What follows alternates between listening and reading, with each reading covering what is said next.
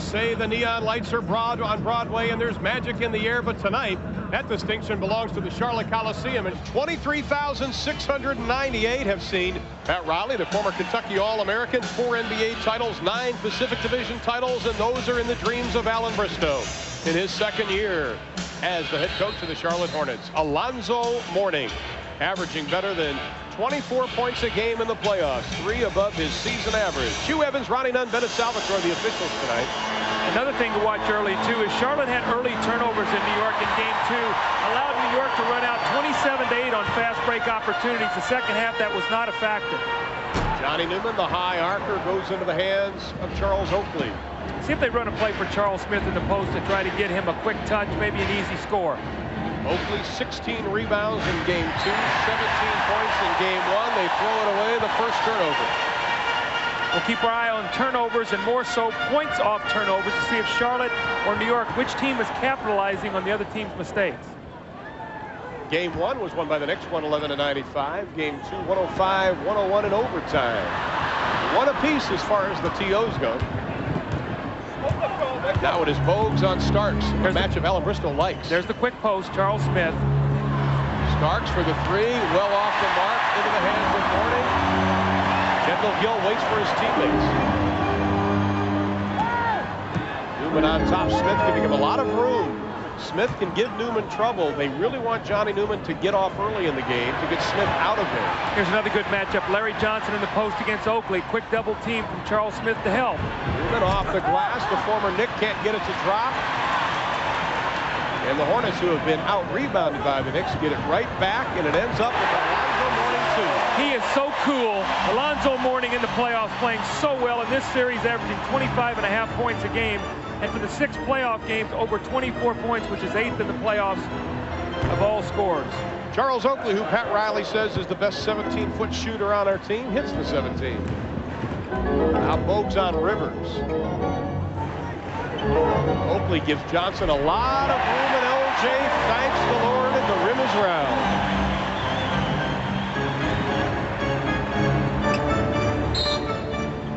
Whistled down low by Hugh Evans.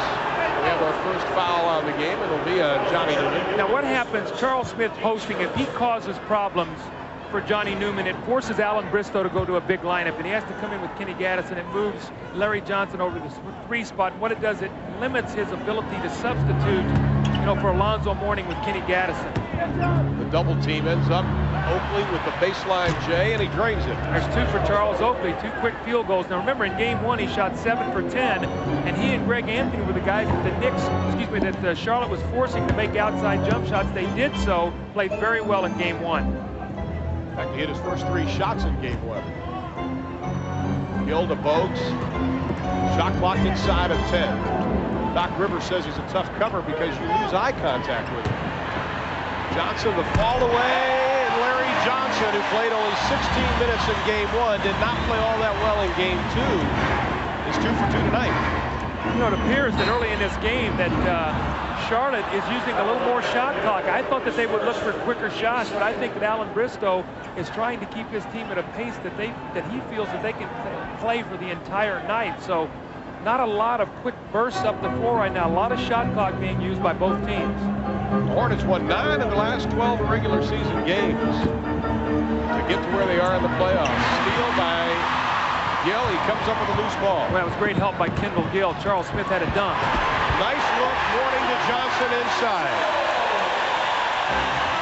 Johnson with 6. Now here's what Charlotte really wants to do. They want to get Muggsy Bogues up here pressure. You see Larry Johnson forcing the quick double team. Oakley can't get the jam to go. Here comes Bogues. 4 on 2. To Newman. This is Charlotte at their best. Pressure, running. A 6-0 run by the Hornets. Pat Riley calling out a play. There's a foul call by Bennett Salvatore against Muggsy Bogues. It was so noisy, neither one of it could hear. The play continued. A hand check in the backcourt on Muggsy Bogues. Now, the other day, Ron, when this was occurring, John Starks came up the floor and handled the ball. They ran Doc Rivers down the floor to get Muggsy Bogues out of the play. Let's see if New York will do that again tonight. Either that or they sub early with Anthony Mason. Here's the problem. Doc Rivers may have hurt his back. He gets up slowly. See, I think you got to get Doc Rivers down the floor. Rivers has had back problems. They lose the basketball. New York has only 7 seconds to get it across the timeline, and the pressure will be put on by Kendall Gill. You can see right now, Starks is in the backcourt, bringing the ball up the floor, and they're taking Doc Rivers down the floor. If this continues, look for them to put in a better shooter to try to punish Muggsy through some screens. New York 2 of 3, 3 turnovers in the ball game. Doc for 3, doesn't get it. Rebound right back out to Ewing. The fall away, can't find the net. Smith, nice effort. Oakley can't get it. Oh, Charles Smith just missed a point-blank layup. Missed 2 layups, and Oakley missed one also. So 4 shots at the basket. New York could get none of them to go down. Looked like Chicago last night on Cleveland. It really. Charlotte on an 8-0 run. They lead at 12-4, 7:40 left to be played in the first. Good turnaround. Ball being tipped around by a lot of hands above the rim. It's going to be a loose ball foul on Larry Johnson. He and Oakley were going for the loose ball, and Larry Johnson pushed off. Not a popular call here, but I think a correct one. I think Larry Johnson's also going to get a technical. He did just that, Doug. So at the 7:36 mark, we have our first tee. They'll go down the other end to shoot it. Doc Rivers will shoot the technical. In the playoffs, he's shooting free throws at an 82% clip, 18 for 22. Doc told me before the game the only time his back really hurts him is when he shoots free throws. He's had some problems with it. Had back spasms before game 2, he talked about. He had some acupuncture treatment the other night. He said he would not have been able to play had he not had that. I asked him if he did it today, and he said, you know, it's the first time I've ever done that, and I'm not going to trust someone that I don't know, so I was not going to have that down here. I'm sure his lovely wife, Chris, loves to see needles stuck in the back of her husband. Starks all the way, has to dish off. Ewing with the punctuation. That's what happens when you get penetration through the defense. Charlotte quickly down, and it results in a turnover. Great hustle back by Starks to disrupt that pass. Just got a finger on it to knock it away from Gill. Where Charles Smith really would like to get a basket. He's struggling. Charles Oakley continues the hot pace. He is now 3 of 3 from the floor.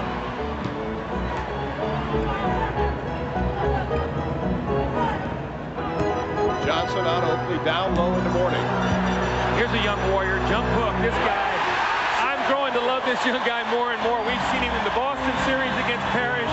We've seen him now in the New York series, our 3rd time against Patrick Ewing, and he's getting better and better. He comes out on the floor with a game face like you'd think he was a 10-year veteran. Inside, Oakley again, and he connects underneath, and the whistle blows.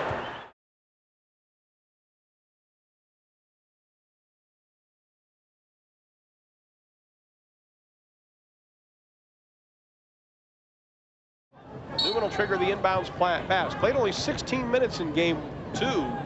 Alan Bristol said it wasn't because he was playing badly. He just needed a little defense in there. Into the hands of Patrick Ewing. Another Charlotte turnover. That is number 3 on the evening. You can see the strategy, though, to force Mourning to put the ball down on the floor and then run 2-3 guys at him, make him be a passer.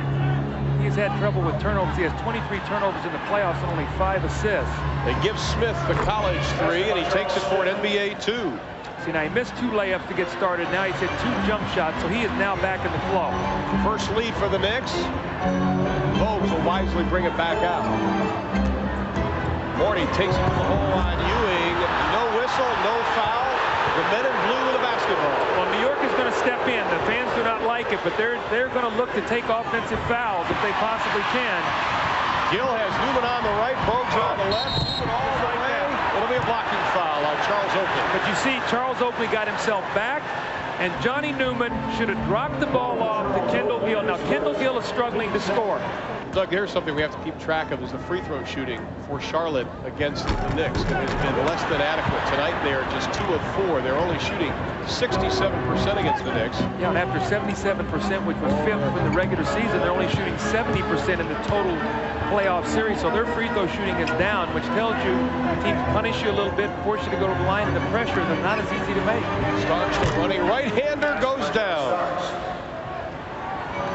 And the Knicks lead it by 2 during the 4.5-minute mark of the first, along with Doug Collins. I'm Ron Doolin at the Charlotte Coliseum. 23,698. Ugly shot But Larry Johnson gets the basket and the foul. I could not tell, but it looked like Ewing maybe got a little piece of that shot by Kendall Gill, and when it did, it fell short. Surprised the rebound. Let's watch. Shot goes up. Looks like he maybe just deflected enough for it to fall short. No one blocking out Larry Johnson. And the nice power move around the basket. Now Larry Johnson with the opportunity for the three-point play. So Charlotte getting to the free throw line here early. Johnson now 2 of 3 from the line as Anthony Mason has come in. Charles Smith sits down. See, this is what happens when they bring Mason in. Now they run the guards down the floor, let him bring it up. Be careful, Muggsy coming in from behind. They give Ewing the baseline jumper, and he says, "Thank you, I'll take it," for his 4th point. Well, the New York big guys are really shooting the outside shot well. Ewing is shooting it well. Oakley stroked in 3 outside jumpers tonight. Really makes you pay for your pressure defense. 5 of the top 9 guys for New York have bettered their regular season averages during the playoffs. That has not been the case for Charlotte. See, too easy in post position. Alonzo Mourning let him get his position. Look who's out here again, Oakley. He does miss this one.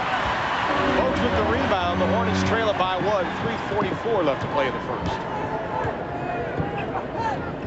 Greg Anthony will come in for New York.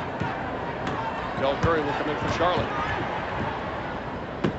Shot clock inside of 8. Mourning faces up, lets the jumper go. He buries it. He's got a lot of confidence in that little face-up jump shot. That's going to open up that long drive. He likes to go to the right. And then when he can mix up a little bit going to the left and finish, boy, he's going to be a complete offensive player because he can shoot the jump hook in the post. Rivers stops from 14, and the doctor makes the house call successful. Look how quickly Muggsy Bogues is back, though. 22 seconds on the shot clock. He had it at the free throw line. Inside. Johnson reverses on Ewing for his 12th point. Patrick looked for the block. Nice move by LJ. A little surprised that Doc Rivers is bringing the ball up here against Muggsy. He's had so many problems with this. Larry Johnson now 5 of 5 from the floor. Doc just backing in on Muggsy. John Starks got away from Kendall Gill. Can't get it to go. Newman has Mourning. Oh, what's it? Big time knockdown of Doc Rivers. Oh. Doc Rivers is upset, and I think he should be because he had terrific position. And Alonzo Mourning, this was not a flop. He just took his left shoulder and really made him punish himself or punish Doc Rivers. And now the crowd waving the towels.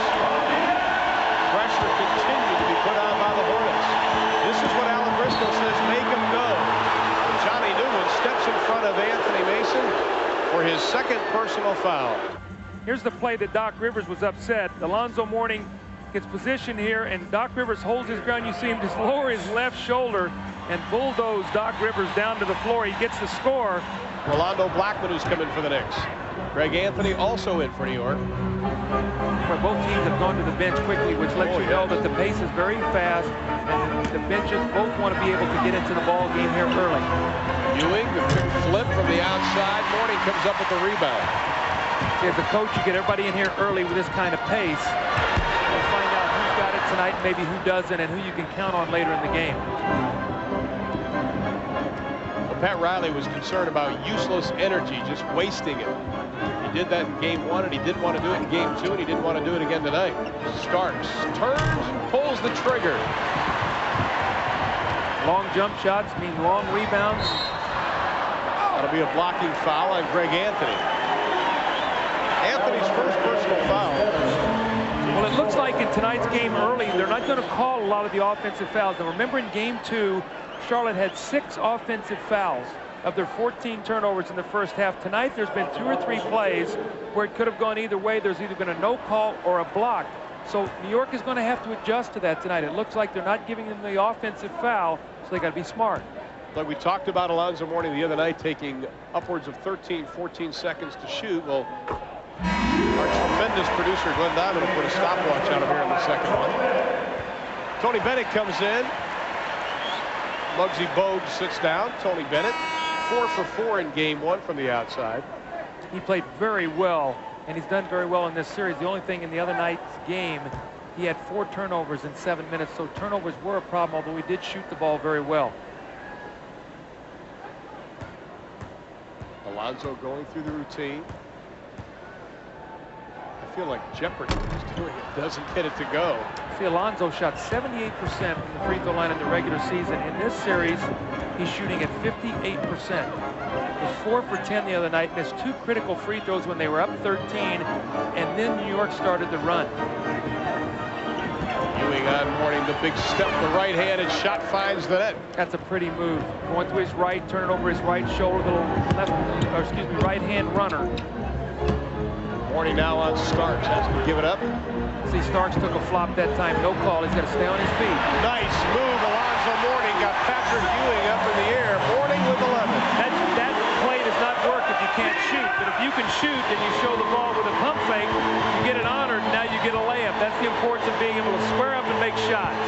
Pat Riley doesn't want Greg Anthony taking the baseline shot. He said it disrupts his defense if he misses, but he took it, missed it. Well, he's got to be more balanced back, so when he shoots from the corner, he's got to make sure that John Starks or one of the other players is back. 3 for Curry, off the back of the iron. But did you hear the fans when he took it? They wanted so badly for that shot to go in, maybe to get him jump-started tonight. Well, we saw him in the game against Boston where he just went absolutely ballistic, didn't miss anything. 12 for 17 for 27 points in that game. Hasn't done a whole lot since. Starks, the big shot. Bennett has it with 2 on the game clock. Loses the handle, and that is the way the first quarter will end as Curry almost hits it. Charlotte led by as many as 8 in the first quarter, but at the end of 1, they lead it by only 3.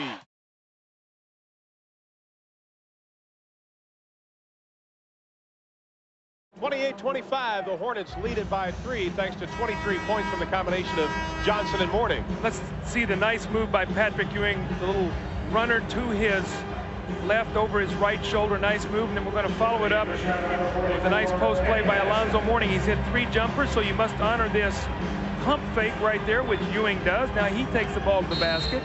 Alonzo Mourning off to a quick start, 5 of 9 for 11 points. Patrick Ewing, 3 of 5 for 6 points. A well-played first quarter. Kenny Gaddison, number 44, the 6-year pro out of Old Dominion, has checked in for Charlotte, and Alan Bristol was very happy with the job he did in Game 2. He got a chance to spell Alonzo Mourning to get some air. Mason gets his first 2. Let's take a look at these matchups now. Charlotte has 3 guards on the floor. They have Wingate, Bennett, and Kendall Gill. That puts Kendall Gill against Mason. Takes it with 3 first, won't go. Rebound Gaddison. The easy right in front of the basket shot won't go. So now Gill tries to take Mason. He doesn't get a score. Let's see if they come back now and post Mason again. Gill must keep him off the glass. Gaddison got a hand on Patrick Ewing. The shot won't go. Wingate. Not a shooter, known for his defense. Bennett from the corner. A rookie from Wisconsin, Green Bay, can't find his first 2 in the 3rd game. Now, with the quickness of Charlotte, run out the power game of New York will force Pat Riley to go smaller. He's got Mason and Ewing on the front line with Blackman, Starks, and Greg Anthony now at the guard position. Blackman 2 for 11 in Game 2. They would like to see him get his jump shot back. Anthony from the outside, no good. Wingate the rebound. Anthony, in the regular season, only 42%. In the playoffs, 44% from the outside. Looks like he's taking his shot a little bit quicker tonight than he has in the past. I think that shot will be there if he has a little more patience. They give Wingate the 20. He can't get it to go. 10.5 remaining in the second. Hornets still lead it by 1.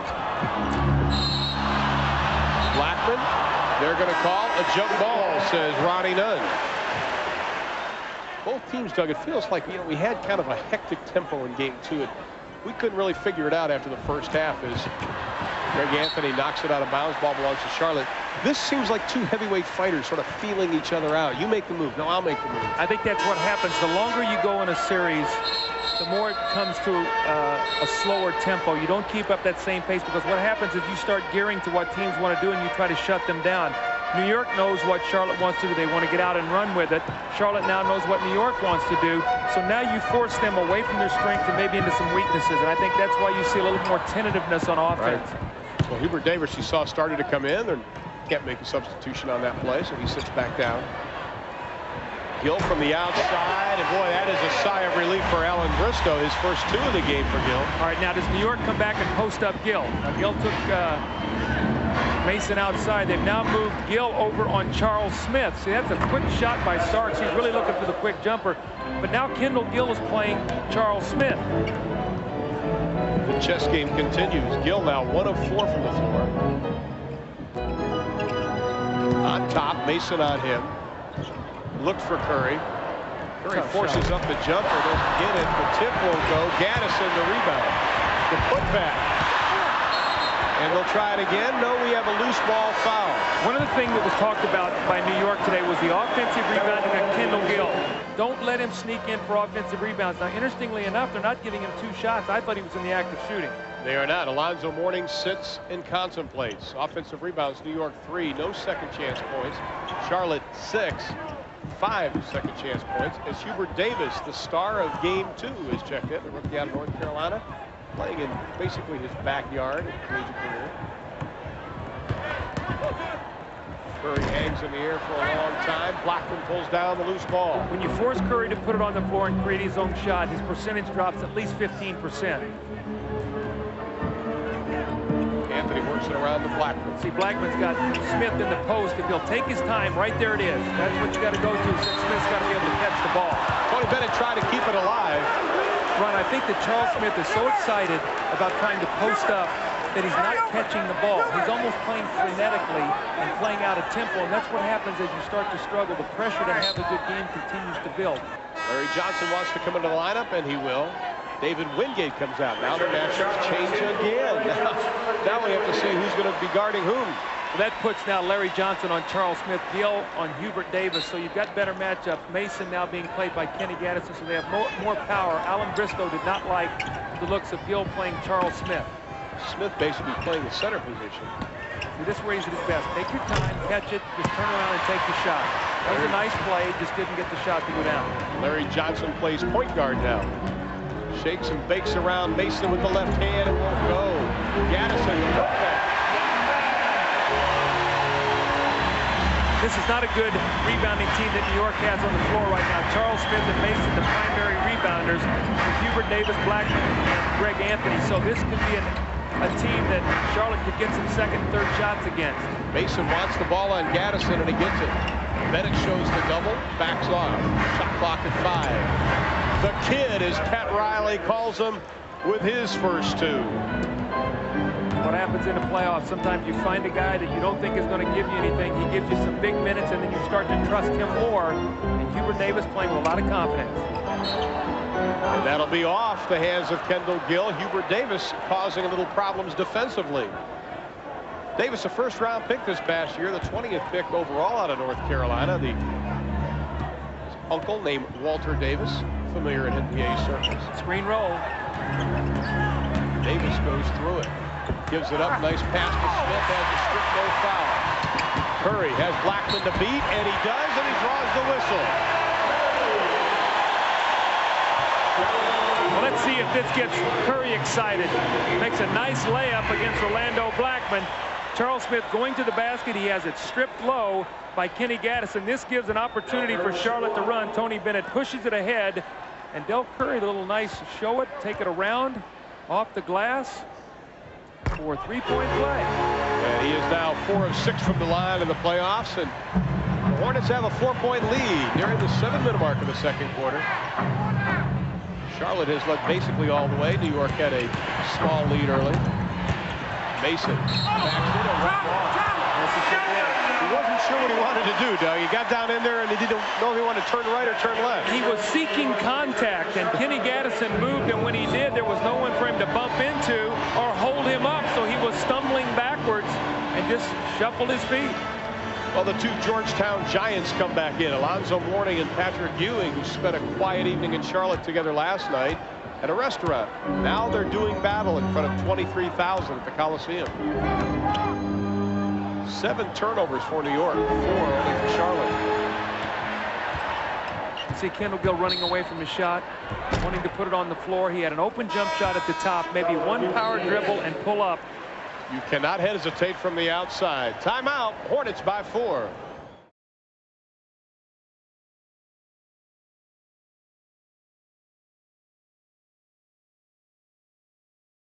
Hornets by 4, 6:59 remaining in the second. The importance of spacing and perimeter shooting. The ball is going to go into the post, and if we hold it right there, look at this. We got a nice post play here. Good spacing. Hubert Davis playing out to the 3-point line. Look where Del Curry's being played. We're going to roll it forward until the double team comes.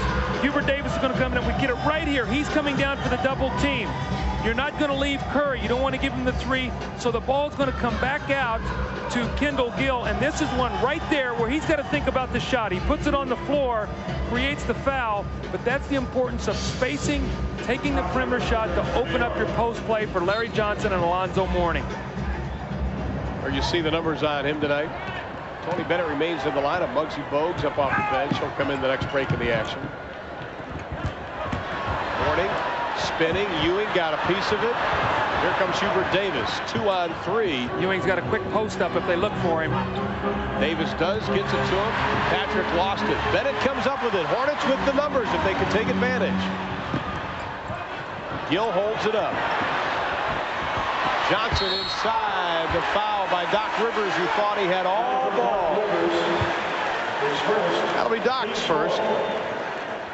New York a little careless, and Charlotte is taking advantage of it.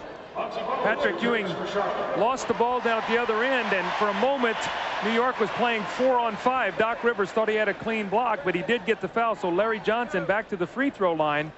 Johnson short. Mourning got underneath Patrick Ewing but couldn't come up with it.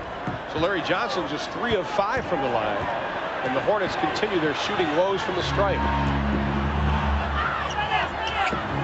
Davis looked at the 3, didn't take it. Quick screen and roll. Starks and Ewing, they've defended this very well. Ewing, the baseline jumper, nothing but net for Patrick. That's one of the bread and butter plays of New York. The screen roll with Starks and Ewing, and that they have really done a good job in this series. They have not been hurt that much on that play. Bogues looked at the shot. Did he walk with it? No, it's a foul. Alan Bristow scratching his head. What will it take? They are only 6 of 11 from the line tonight. In game 2, where they lost the tough overtime ball game, they were 16 for 26 and missed 7 of their last 11 free throws. Wingate missed 2, Mourning missed 2 that I know of in the 4th quarter. So that was a real key for them, of missing those critical free throws when teams are not going to give you easy baskets. Comes back to haunt you. Ewing, the tip by Anthony Mason over Larry Johnson, who throws the basketball down. See, Larry Johnson has got to step back with that big body and bang Anthony Mason and not let him get that easy opportunity. Use those big shoulders. Get yourself a position. Mason 5 points, 5 rebounds. Mourning again gets Ewing up in the air. Can't get the tip. Starks knocks it into the hands of Rivers. Alonzo had a good opportunity, did not take advantage of it. The fall away by Mason. The bank is closed, but it is open for Patrick Ewing. Again, no block out. Mourning allows Ewing to come in there. You've got to get your body on people. In the playoffs, offensive rebounds becomes so important. Charlotte is #1 in the league in giving up offensive rebounds. In game 2, they gave up 23 second shots. Well, Doug, Johnny Newman has checked back into the lineup for the Charlotte Hornets. Charles Oakley back in for New York. The Knicks, you see the shooting percentage after Charlotte, only 21% after shooting 55% in the first. New York is matching Charlotte small right now. They have Rivers, Starks, and Hubert Davis, who's getting some nice playing time here in the second period. Oakley on Larry Johnson, the quick move, and that is something that Alan Bristow wants to see more of from Larry Johnson. Make the quick move. Don't stand there and hold the ball. See if Hubert Davis can spot up for a 3-point shot with this group that's on the floor. With the post game, I think he can free himself up for a 3. Well, it's going to be Starks. Starks, and he drains the 3. John Starks is now 13 of 31 from the arc in the playoffs. When Larry Johnson's getting very good position. He's beating Oakley down the floor. He has him sealed right now on his back once again. Johnson, the fall away. He is now 7 of 8 from the floor. Getting very good post position. Charles is going to have to try to push him off the block a little bit, because what happens, Larry shoots that fading jumper. If he can push him out about 2 steps, the shot will be fading to 17 instead of to 12 or 15. Now Oakley tries to return the favor, kicks it out to Ewing, and they throw it away. That is turnover number 9 for the Knicks, who are averaging only 15 a game in the playoffs. Alan Bristow was talking to us today, Doug, and he said he was wondering where the big shots will come from. We may see it in number 2 for Charlotte. He is getting the shots right now. very comfortable right now playing against Oakley. He has the quickness on Charles. Gill, the spin move. Posting on Starks. Starks has got a hand in his face on every shot. The only play he's gotten is the little pull-up jump shot against Mason. He has not gotten a field goal against Starks. He is inside to Doc Rivers with authority. Don't go in there, Doc, with anything weak against Mourning. With that bad back, Doc goes in there strong and gets the dunk. That's a nice, powerful play. John Starks didn't make the NBA's second all-defensive team for nothing. In fact, defense is really what got John Starks in the league in the first place. Johnny Newman, bodies flying all over the place. Bennett Salvador says the foul is on John Starks. New York's in their press break attack with this group. John Starks will try to bring the ball up the floor. Davis out racing Johnny Newman. Quickly, the Knicks into their offensive set. Rivers will take it from the arc. It'll be short. Starks looked at the three. Baseline off the glass. The men of Teal have it. Bowes. What is this? This is the men of Teal versus the men of Steel here. And the men of Teal are doing well. Alonzo Mourning is down on this end right now. Johnny Newman is the beneficiary of a goaltending call on Ewing now. In game 2, Alonzo Mourning went out with back spasms. He got hit in the face down there. He was holding his face. I do not know how it happened. We'll have to take a look when we get a chance. And Larry Johnson, a very silly foul, and that is his second. Larry Johnson came over to double team. He's going to leave Oakley, try to force Doc Rivers to give the ball up to scramble New York's offense, take them out of their rhythm so that they can't run the rhythm that they like to in their set offense. Let's watch Mourning. Right there. Right there, he got scratched right in the face, either by Larry Johnson or by Oakley. Sidney Green comes back from New York the other night, finds out that his house was robbed, and what he was upset about was the videotape of his children. They stole that, and also his first NBA game, the tape of it. Doc again, the second jam tonight. Muggsy Bogues going back to double team. No one stepping in on Doc Rivers. Muggsy doing what he's supposed to do, get the double team. Offensive foul called on Johnny Newman as he was trying to post up on Doc Rivers, and Newman is now with 3 personal fouls. Without Alonzo Mourning in the game, Ron, they lose the 4th leading shot blocker in the NBA, and they really do not have a shot blocker. We see Newman just backing himself into Rivers. That's one of the few times we've seen a guy flop and get the call. Doc Rivers did a nice job of acting on that play. Well, Doug, talk about the fact Alonzo Mourning has had a lot of breathing time, a lot of bench time. We've talked about in game 2 and in game 1 the fact how tired he was in the 4th quarter. This may be a plus for them. Give up a little bit now, save it for the 4th. How about Doc Rivers running a dunk drill here? That's 3 dunks for Doc Rivers. So much for bad. Bright minds think alike, don't they, Ron? We got to quit hanging around, Doug. Rivers 4 of 6, 9 points, and the Knicks have a 1-point advantage as we head into the final 2 minutes. Johnson works on Oakley. Oakley reaches out and touches Larry Johnson, who then runs over Doc Rivers. Charles Oakley's holding his left knee. I think Oak might have hurt his left knee. We'll have to keep our eye on Charles Oakley. He gets up very gingerly. He had a knee problem last year. He had sprained a knee ligament last year that really hurt him. Let's see if he gets banged here. Keep our eye on his left knee. Right there, he hits it on the floor. So I think that's probably going to be more of a bruise than it is a twist. And we are tied at 46. Starks working on Wingate. David Wingate, a very good defensive player. See, Ewing can post up Sidney Green. If he can crab dribble this ball and get it to him, Ewing will get a shot. Ewing knocked over David Wingate, allowing Starks to get the easy 2. They were teammates. They can throw each other around a little bit. That's right. That's a good matchup right now for New York, though. Sidney Green cannot handle Ewing if they can get him the ball inside. No basket. Del Curry went about an inch too far underneath the basket. 6th turnover for Charlotte as Anthony Mason was going to check in. He's not now. The pressure continues. See if they can get the ball to Patrick Ewing. New York leads by 2 heading into the final 1 minute of play in the first half. There's that screen roll again. There's no one play that's beating Charlotte.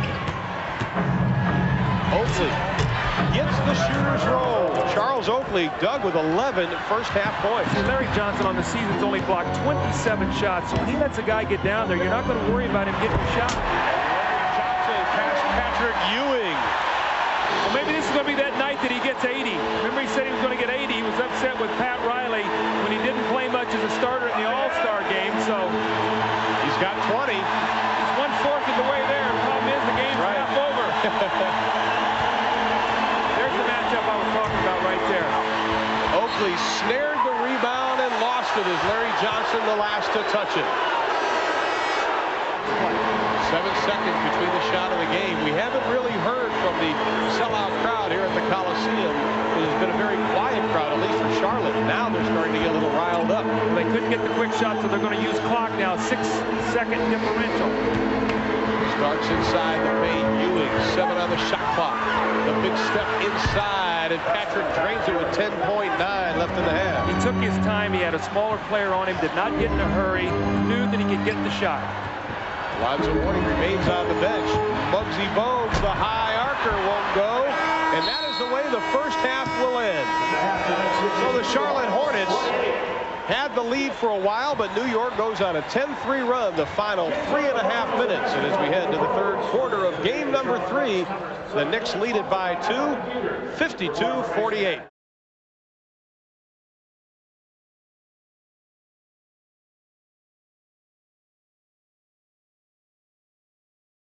Charlotte led by 8 early on at 12-8. New York's biggest lead was 4, and that is where we stand right now. 52-48 as we head into the third quarter with some other numbers.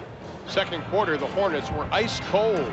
The Knicks got hot, and the backcourt scoring 20-8 in favor of the Knicks. Well, Doc Rivers had 3 dunks. He had 9 points and 3 assists. John Starks doing a great job defensively on Kendall Gill, had 9 points and 6 assists. So the guards combined, starting guards, 18 points and 9 assists with only 1 turnover. That's very, very good play. One of the things Alan Bristow suggested that he uses teammates more. Let's look at Patrick Ewing coming back out for the war again with Alonzo Mourning. We talk about Charlotte shooting 45% in the first half. That's true. Larry Johnson was 8 for 9. The rest of the team was 11 for 33. So he was shooting it exceptionally well. His teammates icy cold. Alonzo Mourning sat an awful lot in that first half, but he is going to begin the second half, as will both starting fives that began the game. Crowd just looking for something to cheer about right now. Outside of when it was 12-4, they have been very quiet. Larry Johnson tracks it down. They almost gave up another offensive rebound. Bogues, the alley-oop. That'll get him cheering. Well, Alonzo Mourning knows when to use his speed and quickness against Patrick Ewing, and anytime he has an opportunity to sprint out, he's been able to do that, and the result of it has been an easy fast break opportunity or a dunk. Knowing when to run and when to take your time. Alonzo's learning. Knocked back inside. Ewing looks left, goes right, and he drains it from the outside. And Patrick shoots that little fading shot over his right shoulder so well. You got to make him spin back the other way and get some help. Ewing averaging better than 27 overall for the playoffs, better than 30 against Charlotte. Again, the perimeter shooting just will not go. Charles Smith has a quick post up on Johnny Newman. Let's see if he can take advantage of it. Newman gets a piece of it. That'll be an offensive foul on Charles Smith instead. That'll be his second. Ron, I don't understand what Charles Smith. Now, he's got the ball right here. Why don't he just take his time and turn and shoot the ball? He's 6'9". Johnny Newman's at 6'5". He can shoot right over him. He's getting in a hurry with his post play. Pat Riley says getting to the next level for this team demands execution, and that time Charles Smith didn't exactly execute perfectly. Mourning cross court to Bogues. There's the jump shot. He squared up, just didn't get it. Mourning draws the whistle. Mourning with 4 in the quarter. He has 15 for the ball game, and it is a 2-point New York lead early on in the third. There's the shot coming in the middle. Big time rejection by the rookie. That is a Spalding Burger Deluxe. And then a wild shot by Starks. Last touch by New York. I think What it's going a to be. block. I think that ball's going to be off Muggsy Bogues' foot. Muggsy said, "You're right. You're right." But here it comes. See, you've got to come back to the middle and make him come with that left shoulder rather than turning out with the right. He also puts it on the floor. You can run a guy at him and try to make him pass off the dribble. So a sensational block by Mourning. That was a good call. Bennett Salvatore corrected it quickly. The shot clock, and they beat it with Charles Oakley. No block out. No block out again. That's 3 times now that I've seen New York go in for offensive rebounds where no body has been put on the player, and they've just beaten the Charlotte Hornets with quickness to the basket. Smith with only 4 points, all coming in the first quarter. 9 seconds on the shot clock. They got to be aware. Johnson working on Oakley. Good crossover dribble, but he gets in a land where no one goes. And Starks knocked down by his own teammate, stolen. Gill. Oh, those are the ones you like to get. Starks was clobbered by Charles Oakley. Starks tried to get out of there with a dribble, and he stopped. And when he did, Oak just barreled in from behind. Look at Muggsy Bogues all over Ewing. Tip. Can Johnson come up with it? He does. To the hole. Count it. And then he gets in Charles Oakley's face. And Larry Johnson's got to be careful. He's already got one technical. He gets another one. He gets thrown out. So he better watch what he's doing here. Bennett Salvatore is doing him a favor. Look, had he hit him with a technical for shoving Oakley in the back. Oakley in here talking. Now Mourning goes over. Johnson better be careful. Yes, he better. They cannot lose him tonight. And Pat Riley grabs Oakley. We thought it would be a war, and it's turning into that. What happened was, as Johnson laid the ball in, after the turnover, you're going to see the turnover. Johnson's going to lay the ball in. Oakley's going to try to take the charge. Larry Johnson's going to come down. It's a block. It's a good call. He's moving. Now here's where the action starts, right here. They're laying down on the floor, and they start talking to each other. Larry Johnson says something. Oakley says something. And there's the push right there. Had Bennett Salvatore given him a tee, Larry Johnson's out of this game. Very, very good officiating by Bennett. Are we seeing now one of these periods that we've seen with New York in every playoff game where it starts to slip away from them? They go through one of those droughts. They had a 4-point lead. They're now down 1. Hornets have a chance to go up either 3 or 4. So let's watch the next few minutes and see if it's going to be one of those classic New York droughts. Well, we saw him go 7-46 without a field goal in game number 2. Johnson to Bogues. See the good rotation defensively. Inside, nice look to Mourning. It goes!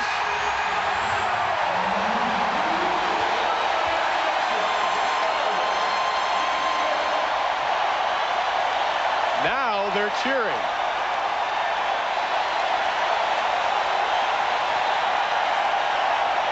See the replay, Muggsy Bogues going to the basket, and Doc Rivers made a mistake.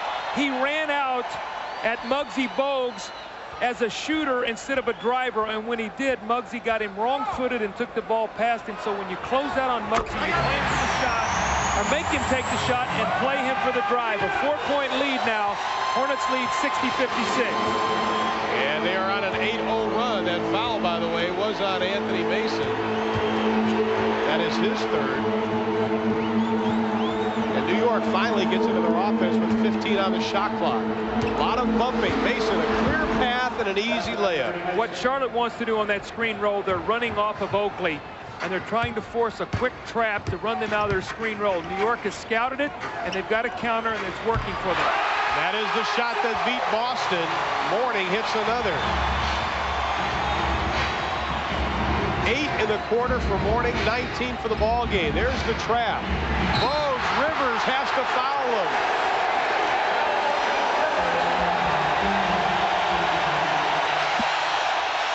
They are standing 23,698, waving the towels as we step aside.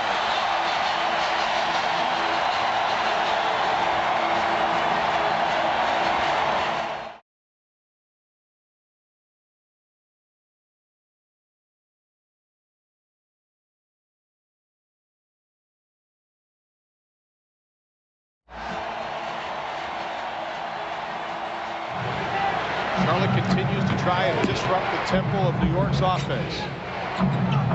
Mason to Rivers, back on top to Starks, who says settle down with 14 on the shot clock. If New York is able to survive this round and move on and face Chicago, which many people think is going to happen, this is what they're going to see against Chicago. Chicago's going to come up the floor.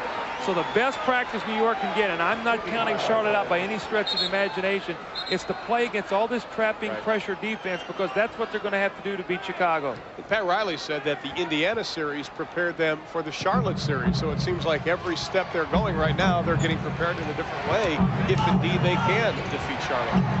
Starks left open, doesn't get it. Loose ball foul down below, and it'll be on the Hornets, and it'll be on Larry Johnson. That'll be number 3.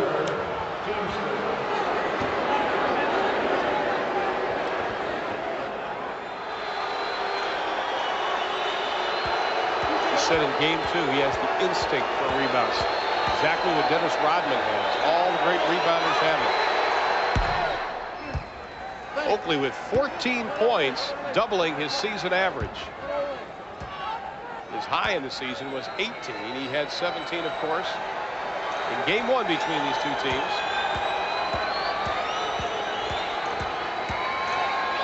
The brick man waving the brick in the background. But Oakley gets the roll.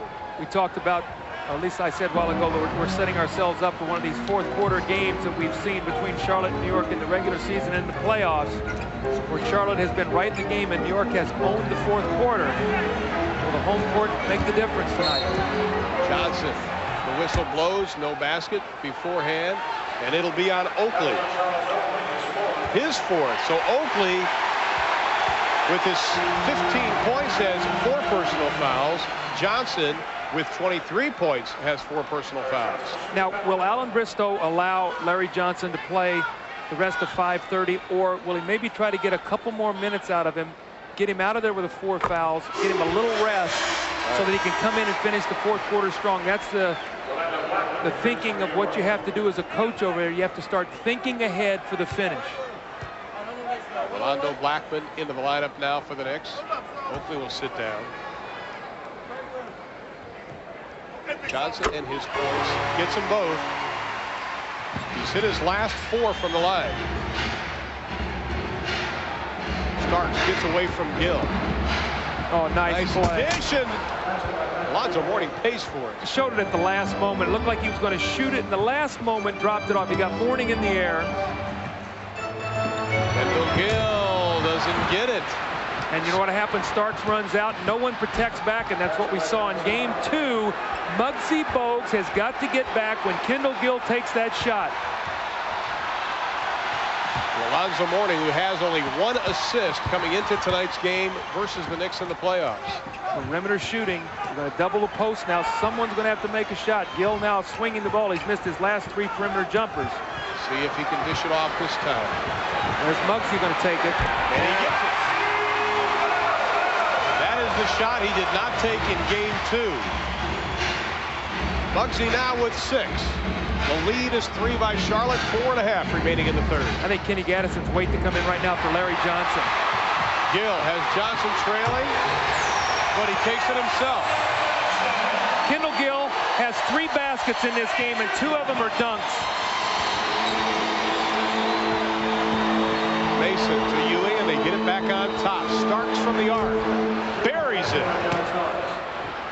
Starks with 2 threes tonight, and the lead is down to 2.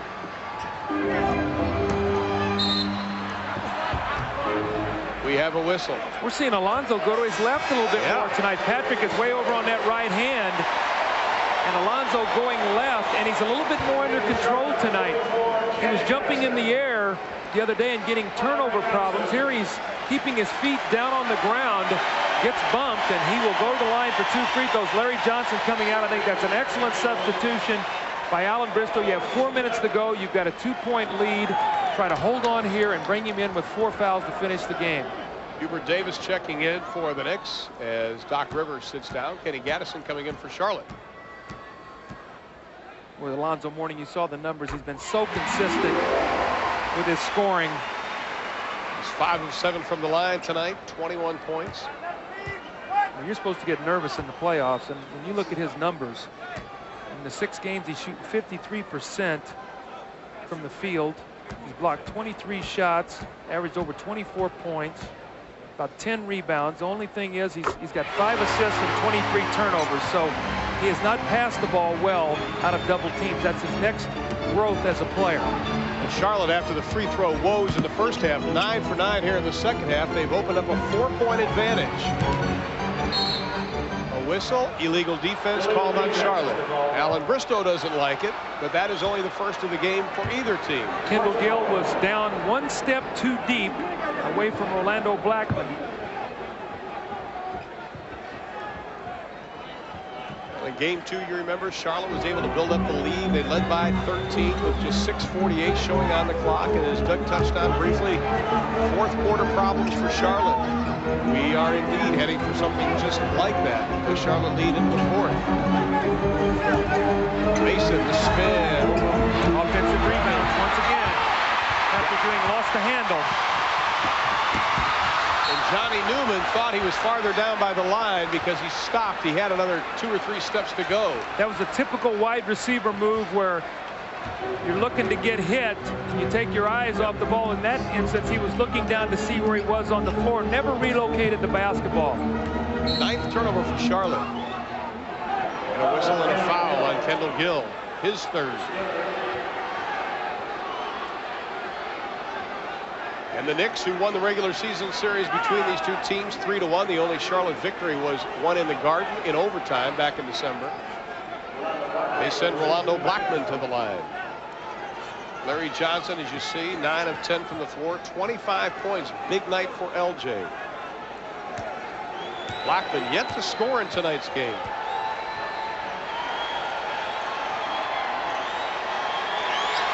Remember, in game 1, when the Knicks were tied and they came on and had a 31-15 fourth quarter run to win that game by 16. Blackman was contributing heavily, shot 6 for 13 in that game off the bench, and then in game 2, 2 for 11. So he's been up and down in the playoff series with his shooting.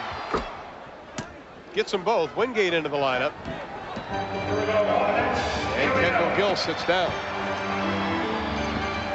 So Mourning, Wingate, Newman, Gaddison, and Bowes for Charlotte. Mason, Davis, Ewing, Starks, and Blackman for the Knicks. There's Muggsy's jumper again. He doesn't want to take it. Shot clock at 4. Newman lets it fly. Can't get it. Battles for the rebound. He had it and lost it. Davis goes down hard. Starks to the hole. No, it's going to be an offensive foul on John Starks. His second. Oh man, this young man sees the basket. He's going to take it to the basket strong. You see him, his eyes nothing but the target. Well, I'm surprised David Wingate's shoulders were a little turned that time, but he ruled that he was moving backwards, not laterally. So Starks with the foul. We've got a timeout. Hornets lead it by 2.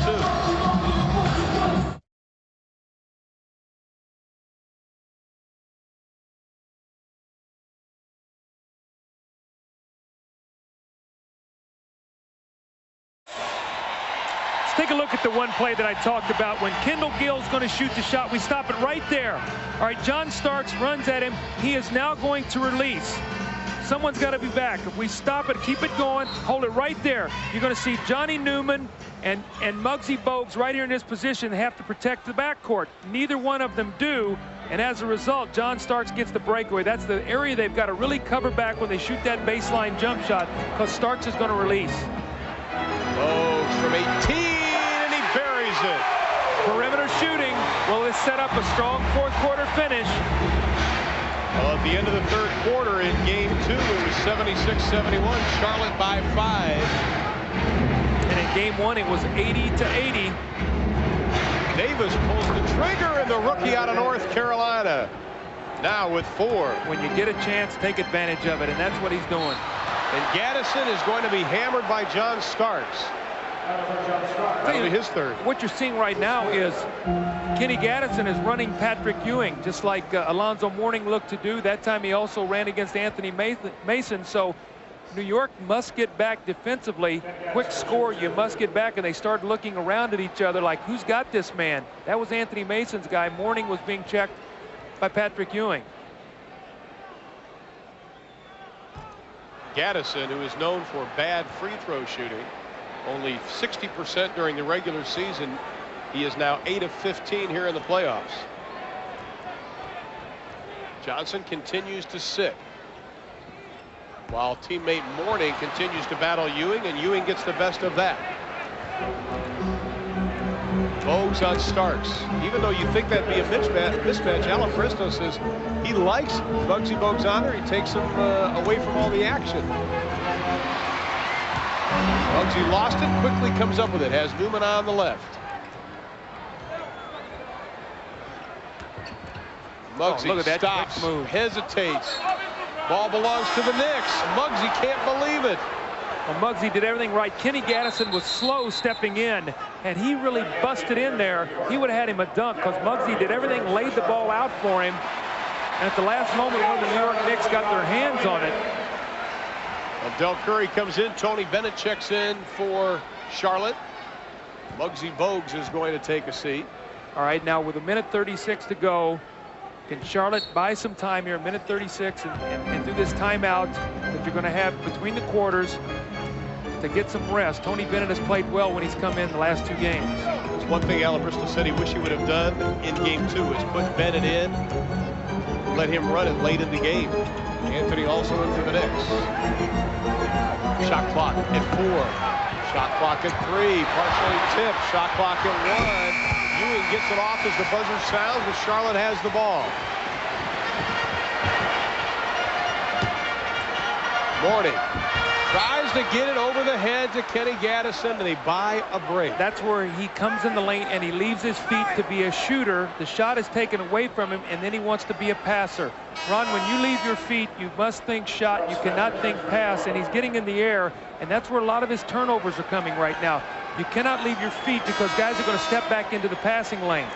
Chess match continues. Ewing comes out.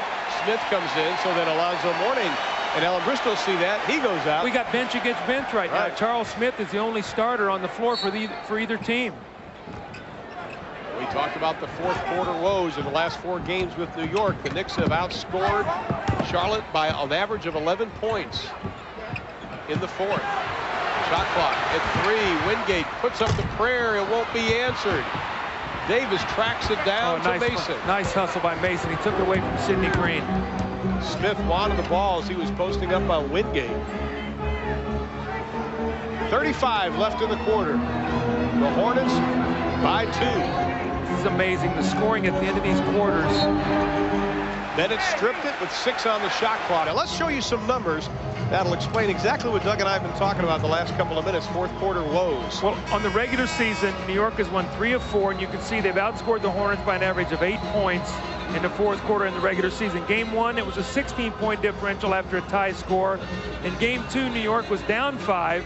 They outscored them to send the game into overtime. Now, the key man during both of those stretches has been Patrick Ewing and Alonzo Mourning. In Game 1, where Mourning got tired, he was outscored 9-6 after a big 3 quarters where it was 24-21. In Game 2, really the difference. Patrick 17 points in the fourth quarter and overtime to only 3 after Mourning was outscoring him 21-17. So we'll have to wait to see what happens here in the fourth tonight. Fans wanted to travel. Wingate takes it away from Rolando Blackman. Now the Charlotte bench wants a shot clock violation. All right, now here's the rule that I would like to see changed. If they do have a jump ball here, that means there's going to be 1 second on the shot clock, right? Well, if New York gets the tip, there's going to be 24 seconds. They're going to get the last shot. I think they should leave 1 second up there, and if New York gets it, I think they have to shoot the ball. So this is one rule I'd like to see changed, and I've lobbied with Rod Thorne and Daryl Garrettson and stuff, because right now if New York gets this tip, they're going to get the last shot. Moot point because Charlotte gets it, but still, I think you reward the offense in a play like that by giving them a new clock. They had turned off the shot clock. Charlotte can have the last shot if they use it to their advantage. Gaddison trying to push on Smith. Anthony glances up at the clock as Bennett dribbles around. 3 seconds. Curry shot way off the mark into the hands of Wingate. The basket will not count.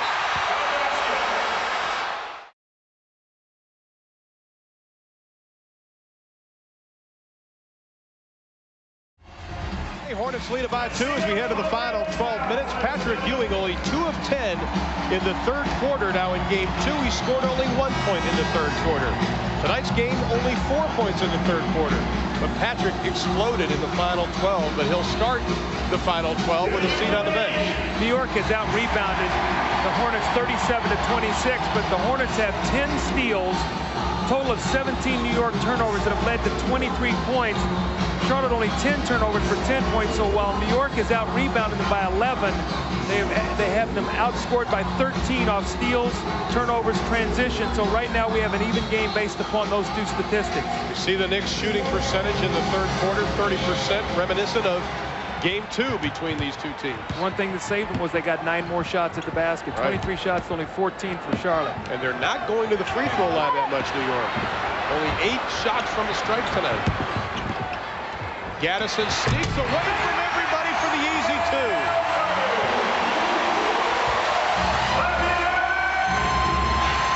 The lead is 4.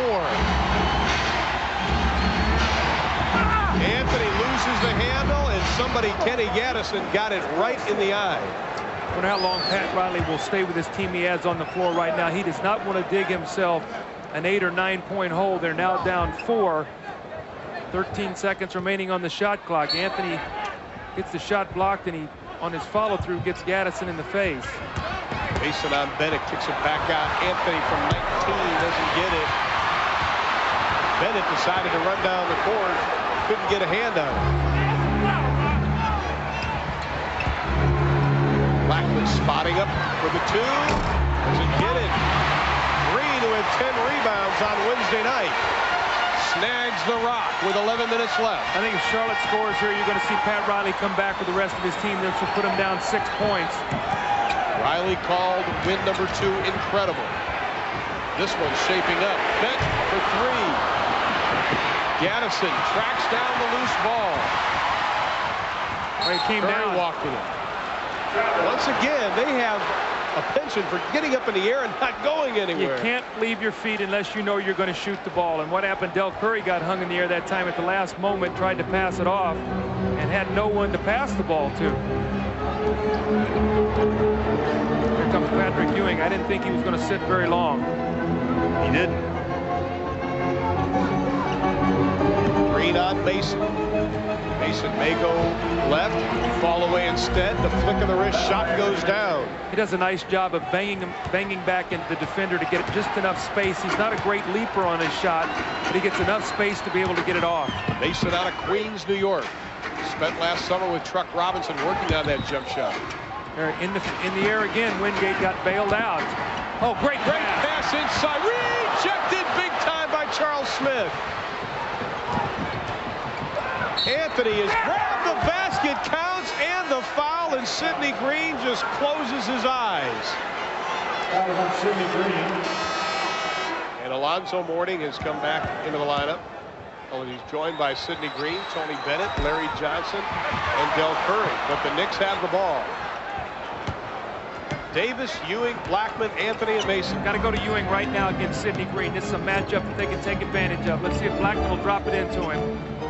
Sidney Green knocks it away with 11 on the shot clock, and Charles Oakley will come in. Now New York going big as Oakley in, Blackman out.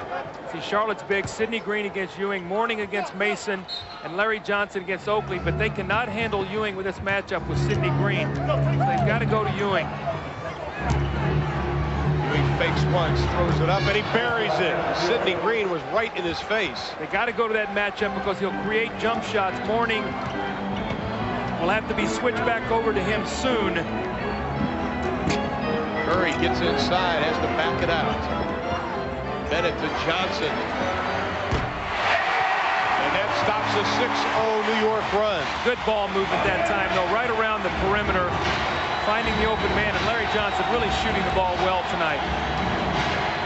It's 10 for 11. I guess he's shooting it more than well. That's well done. Well done, exactly.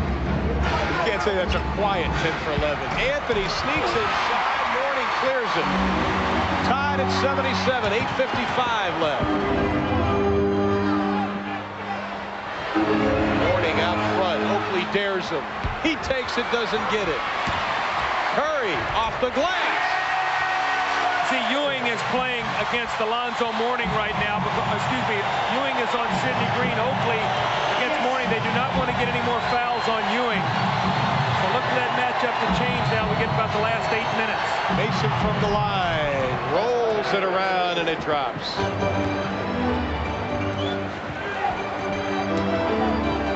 17 New York turnovers, but they still have been able to keep this game tied at 79 as Ronnie Nunn blows the whistle. Patrick Ewing picks up the foul. That is 4 as Rivers and Starks come back into the lineup.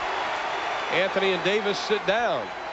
Ewing with 4, Smith with 4, Oakley with 4. And the only one in foul trouble for the Charlotte Hornets is Larry Johnson with 4.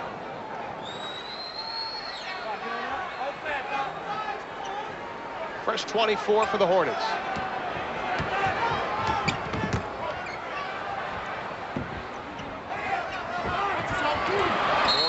Ewing gets a piece of them. That is 5. See, they put Ewing on the weak side to prevent from getting fouls, and he picks up 2 fouls in about 15 seconds. So now Pat Riley's going to have to come back in with Charles Smith, and Ewing's going to sit down. Here's Oakley fronting the lob pass, and here comes Ewing on the weak side, and he reaches in, and when he does, he draws the 5th foul. So Patrick Ewing will sit down. Well, right now, Charlotte must take advantage of this. Mourning being played by Oakley, they can go inside to that. Bennett is off the basket, goes by Green. Tony Bennett, a fearless drive inside. Sidney Green, who had 10 rebounds in game 2, comes up with a nice catch and delivery and the 3-point play opportunity. Charles Smith with a bang in the body. And that's his 5th. Bennett gets a nice round of applause as he sits down. So Smith with 5, Ewing with 5. Ewing fouled out of only 2 games the whole year.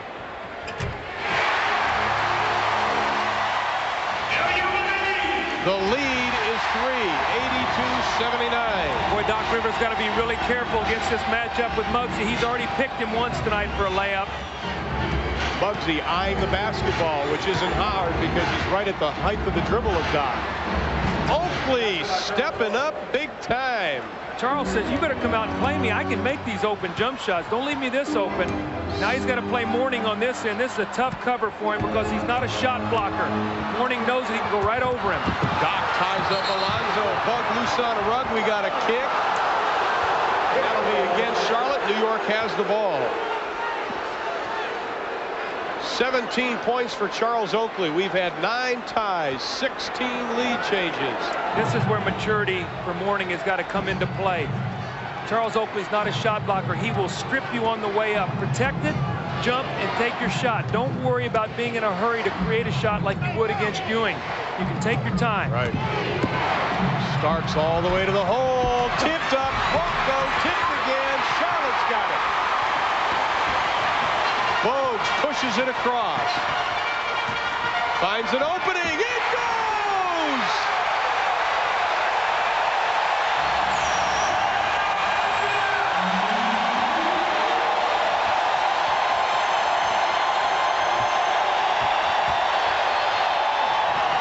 Mason quiets 23,000 people. Now remember, he's a lefty, and he shot that one coming across the middle. Right-hand dribble with a right-hand hook shot. I think he surprised Alonzo Mourning. With the sounds of charge. Now this is their 4th quarter guy, Larry Johnson. Nice look. Curry lost it, took his eyes off it again. And Oakley will have an easy 2. The key for Charlotte, they're 20 of 29 from the line. New York has only visited the stripe 9 times, and they've only missed 2. Well, if they can ride through this with Ewing being down with fouls, they're going to be in great shape for him to come back. There's another turnover. We got another buck loose on the run. We're going to jump it up. Smith and Mourning. Take your eye off the ball, you're going to fumble it. Sidney Green caught it, and he wanted to pass it before he got it into his hands. Now, big jump ball here because New York, again, they're deciding who's going to jump. This is going to be Charles Smith against Sidney Green, so it's going to be. But New York with Ewing sitting down, every time they can get their hands on the ball, that's one less time Charlotte's got a chance to score. Kendall Gill into the lineup. Del Curry sits down. Curry only 5 points tonight. 2 in the second, 2 in the fourth. Sidney Green got the tip, and he tipped it too hard off Larry Johnson's hand. And now Johnny Newman comes in. Sidney Green goes out, so Alan Bristow losing a couple of inches. Going small, Bogues, Newman, Gill, basically a 3-guard attack with Johnson and Mourning. New York counters with Rivers, Mason, Oakley, Starks, and Charles Smith. So we have a mismatch here with, we got Starks, I guess, being played by Kendall Gill. Smith over Mourning, doesn't get it. Rebound Newman, but what a pressure trapping defense by the Hornets. Newman flips it up. Offensive foul. All game long, this has been a block. And Oakley steps in and at the right time gets the big play. Newman leaves his feet. Instead of a 3-point play, the play is going to be wiped out. Look at it. He steps in. Oakley, as he does so well, very close. Field goal is wiped away. And again, another turnover for Charlotte without getting a shot at the basket. That's 5 turnovers now in this fourth quarter. Charles Oakley kept his hands by his side, so there was no question whether or not it would be a charge. Rivers over Bogues, doesn't get it. Rebound, Mason had position. Doesn't get it. Rebound again. Oakley battles underneath, comes out with the ball. Doc Rivers looked like he was going to tee it up for 3. Gives it to Starks. And he misses it. Rebound, outlet to Gill. So when you go a small lineup, you've got to be able to rebound. Last touch by, should be Starks, but no. Is that another turnover? Is that 6 turnovers in this quarter now? Another turnover, and Alan Bristow is livid, as we see on the side. So they're not getting any opportunities to take advantage of Patrick Ewing being out of the game. They're not even getting any shots at the basket. 16 turnovers for Charlotte in the game, 17 for the Knicks. And as you saw, New York has not turned the ball over here in the fourth. See, Johnny Newman is playing Charles Smith right now in the post. If he'll take his time, he can get the shot. That's where the mismatch is. They're going small. If anything, Charles Smith should be able to get some offensive rebounds. Starks. Right there's the matchup. If Starks will drop it in, all he has to do is turn and shoot it. Whistle, no basket, no shot. Johnny Newman picks up foul number 5. Let's see who Alan Bristow will counter with. To the post up, he turns. Gill comes from behind, a beautiful block, but the push before the shot. There again, Charles Smith in the post. They're going to have to double team him every time he touches it, because he's at 6'10". He has the smaller Johnny Newman posted. Smith to Rivers. Shot clock, a lot of time, 13 left. Rivers all the way to the hole. Count the basket. We have a whistle. Muggsy Bogues whistled for his 3rd personal foul. See, I think Alan Bristow's got to be very careful here. He's getting hurt with this small lineup because there's no shot blocking in. He's getting hurt on the offensive boards. They've now been out-rebounded 43-34. The small lineup is not working for him right now. We've got a timeout. Alan wants to talk about it. We'll be back.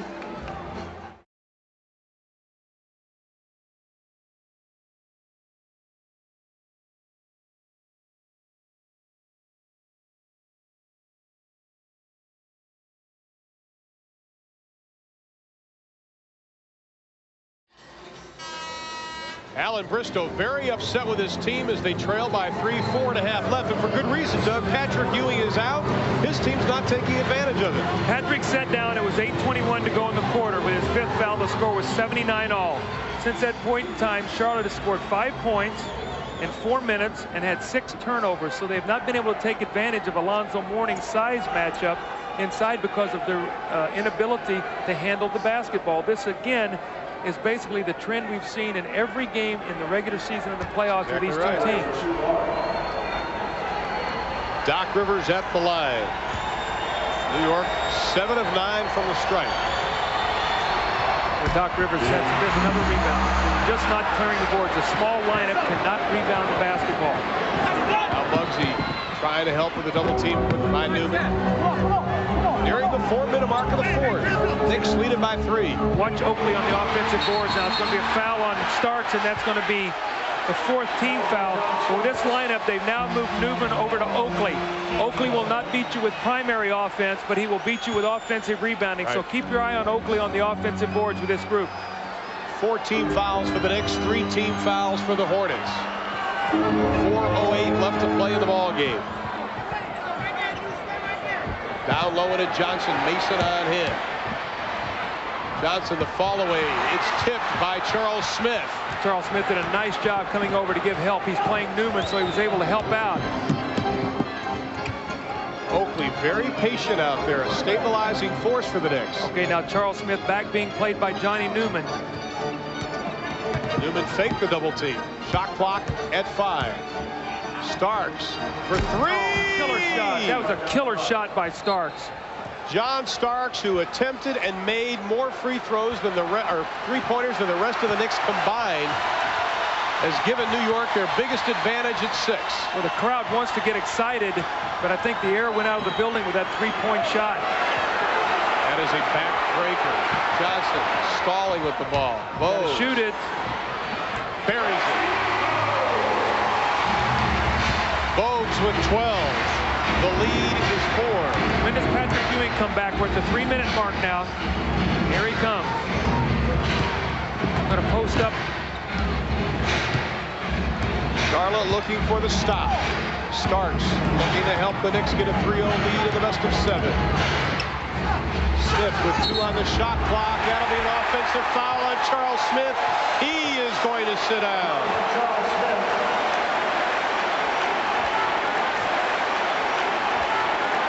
Bogues, Gill, Mourning, Newman, and Johnson for Charlotte. Rivers, Oakley, Ewing, Mason, and Starks for the Knicks.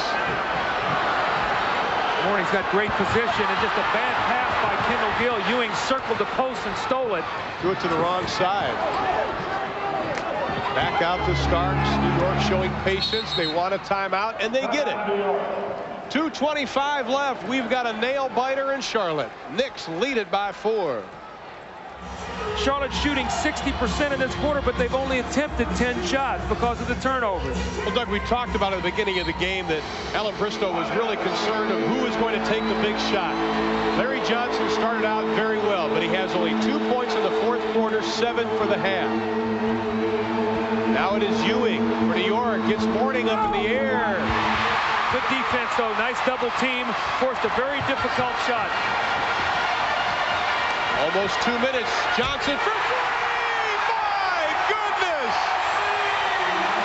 He is 1 for 2 in the postseason from the arc. Boy, that changes everything. On the season, he was 18 for 71. Not bad.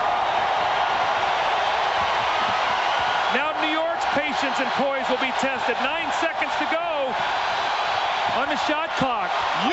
What a big-time move! This guy has played unbelievably well in critical situations. Game winner against the Pacers, game winner the other night. Mourning. Oh, hold on to your seats. This last minute and a half could be a knockdown drag-out. Oh, Mason picked up his dribble. Boy, this will test your patience. Ewing inside again. 4 big points in a row for Patrick Ewing in his 8th year. The lead is 3. 1:10 left to play. Johnson has to kick it out. On the pass out, though, the Knicks are in the penalty. They've committed their 5th team foul, so Larry Johnson will be shooting 2 free throws. Remember now, in game 2 the other night, they could not convert these free throws when necessary. You mentioned, Doug, they missed 7 of their last 11. 5th team foul. The growing up of a young team, playoff pressure, you cannot simulate this in the regular season. You can't simulate it in college, in practice. You have to go through it. And Larry Johnson pulled the string, and you see his reaction. He's down on the floor. He's down on his knee. Must regain his composure and knock this one in. Still plenty of time remaining in this ball game.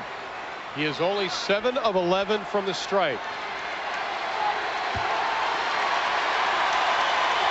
But he is smiling. That's a nervous smile. That's not a fun smile. That's a nervous smile. You know, when the teacher's getting ready to call on you and you don't know the answer. I know that. Larry Johnson has not been in that many close big games in his college or professional career. But he's in a tight one now. The Knicks by 2, just over a minute left. We've got a minute 9 here to see whether we're going to have a series or not. If New York can hold on, they go up 3-0. Chances are Charlotte will not have a chance in this series. If they're able to win this game, you come back on Sunday, push it to 2-2, you could be in for a very long game or a very long series. So New York right now, their fate is in their own hands. If they can execute and get the job done here with a minute 9 on the existing floor. If they go screen roll now to Ewing, he likes to slip this pick. If he and Starks run screen roll, going to use some clock. Reed is guarding Ewing. Mourning pops out on Blackman. Blackman back to Starks. He looked at the 3, lost the handle. Ewing again. Doesn't get it. Charlotte can tie with 45 left in the ball game. They got a chance for a 2-for-1 possession here too. They can take their time and get a 2-for-1.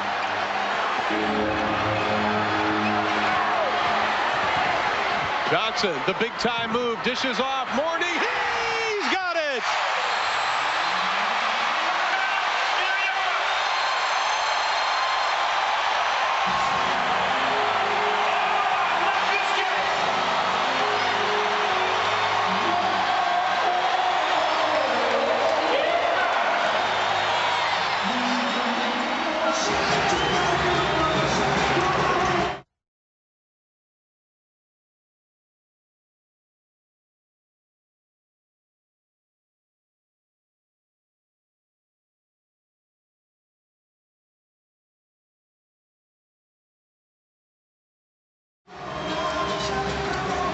.94, 30.9 seconds remaining. We talked about Larry Johnson being the go-to guy. If we stop it right here, here's the strategy.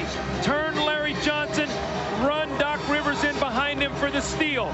Larry Johnson sees it at the last minute right there, and he picks his dribble up, comes back to the middle. Here comes Ewing for the shot block. Mourning steps in and gets the finish. Great play by Larry Johnson to keep Doc Rivers from coming in from the blind side. Important that Charlotte still has a foul to give as we look at Larry Johnson, 31 points, 7 rebounds, 5 assists. I tell you, the one thing about that foul to give, though, the important thing is Charlotte's going to commit it. They want to commit it before it gets into the last 24 seconds or New York gets the last possession. So otherwise, they want to play good defense, stop them, and then they get the last chance to win this game. Charlotte has played good defense throughout this series. Our 10th tie. We are at 94. We got Starks played by Muggsy Bogues. There's the screen roll we always talk about. Muggsy got a piece of it. Rivers for 3, doesn't get it. Charlotte has the ball. I think you go right with it. Allen's going to call timeout. The crowd is going ballistic.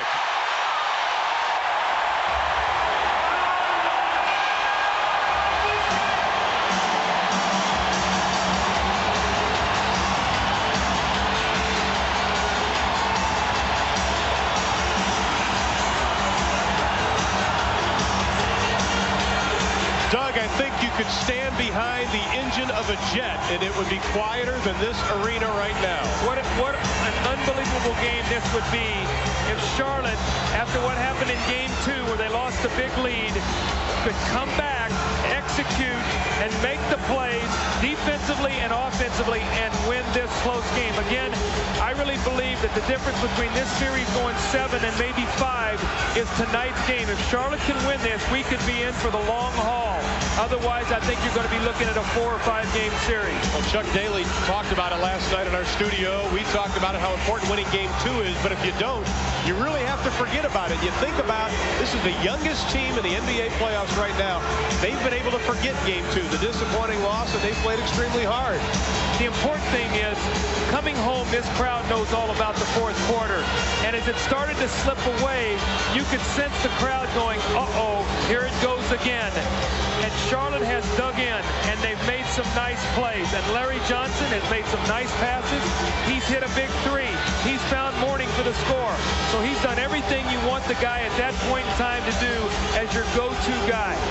Now, what has happened in the past with Charlotte, they've liked to isolate Larry Johnson on the top of the floor. They call it their Dallas play, and go 1-4. He has a tendency not to go straight at the guy to spin. So be aware if he spins, New York running someone in from behind him. He has to be very careful if they run that play. I got an idea what you said. I didn't hear a word of it, but I'll agree with you, Doug. Now the Knicks, the #1 team in the NBA in opponent field goal percentage. #1 in three-point percentage allowed. #1 in fewest points allowed. And #1 in fewest assists allowed, which amounts to Charlotte having their hands full. And when they hold their opponent to under 100 points, which has been 52 times this year, New York is 48-4, which leads the league. Now, interesting substitution. Alan Bristow has come in with the rookie, Tony Bennett, who's the better shooter. He shot the ball extremely well. He set down Muggsy Bogues. So we'll see if Bennett gets the open shot, if he can pull the trigger on it in this kind of pressure. He is a very calm young man. I wouldn't be surprised if he's not afraid to pull the trigger. First thing you got to do is get the ball in. So someone's got to come. There's Larry Johnson. They're probably going to isolate on top of the floor. This is their Dallas play. Remember now, he spins. If he spins, look if they run someone in from behind him. Johnson, the fall away. Doesn't get it. Ewing calls timeout. Took it too soon. Took the shot too quickly. Now you give New York 3 seconds and a chance to win the game. You want to take the shot. You've got to foul the waste. You maybe go in and get an offensive rebound, or you foul too soon on the shot clock. Doug, Larry Johnson's shot. Diagram it. Well, too soon, #1, but they're going 1-4 here is what their offense is. It's a 1-4 offense. You got 4 guys on the baseline. Let's watch what happens. We're going to run it forward and stop it right there. Starks fakes at Larry Johnson, then is going to get back. But here's the problem. Watch where Tony Bennett comes. Hold it right there. He's going to come right in here, and when he does, he's going to bring Doc Rivers with him to congest the play. So now Larry Johnson, look at the shot he ends up taking, a fadeaway jumper. Remember, Charlotte has a foul to give. So if New York gets the ball in, they can take the quick foul if they have to, force them to throw the ball in once again. That was Larry Johnson's only his 3rd miss of the ball game. Starks played by Muggsy Bogues. Let's see if they can get Starks the ball. Both teams have 1 20-second timeout left. Got to be careful here. Starks for the win. We're going to our 2nd overtime game in this series. My goodness. We were tied at 93 apiece in game 2. We're tied at 94 apiece in game 3. You got to love it.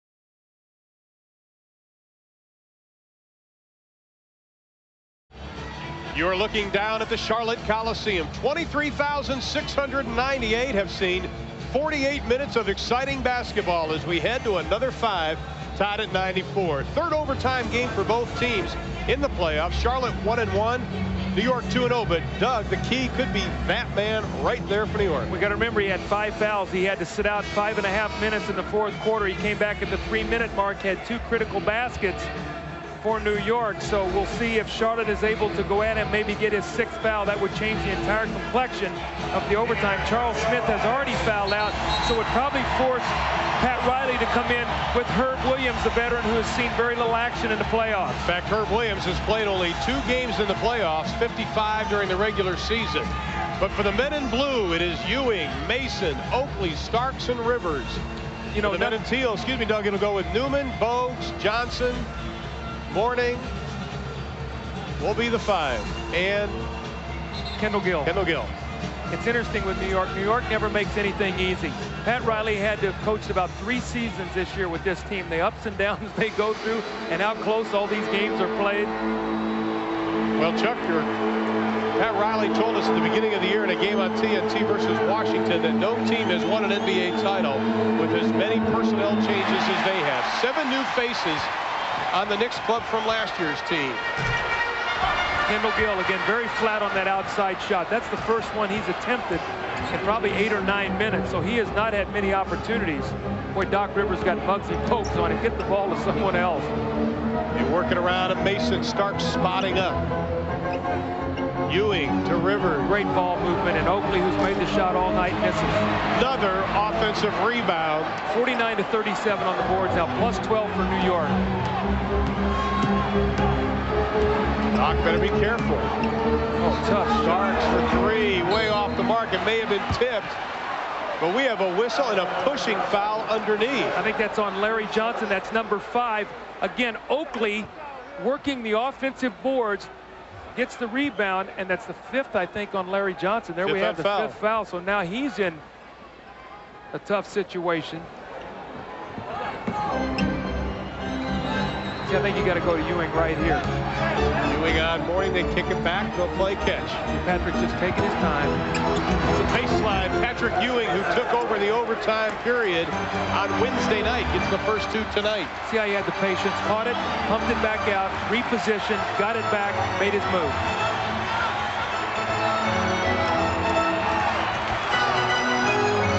Johnson on Oakley. With the double team, Monkey's going to have the open shot. Takes it, doesn't get it. Oh, and Kendall Gill wanted to slam it, I think, Doug. Looked like he had the one hand on it. At the last moment, it slipped out of his hands. But Muggsy Bogues, Doc Rivers is the double teamer on Larry Johnson, so he's the guy that's going to have the shot. Now, he missed one. He's got to continue to take it. He can't run off of it. Starks over to Ewing. He'll take about a 15-footer. Doesn't get it. Rebound, Charlotte trailing by 2 in overtime. 3:20 left to play. Gill spins, the reverse, doesn't get it. Loses the ball, still loose. We're going to jump it up as New York was trying to call a timeout before the jump. I think Doc Rivers has hurt it. Looks like he might have hurt his elbow. He has had an unbelievably tough season with injuries. Broken nose, chipped teeth.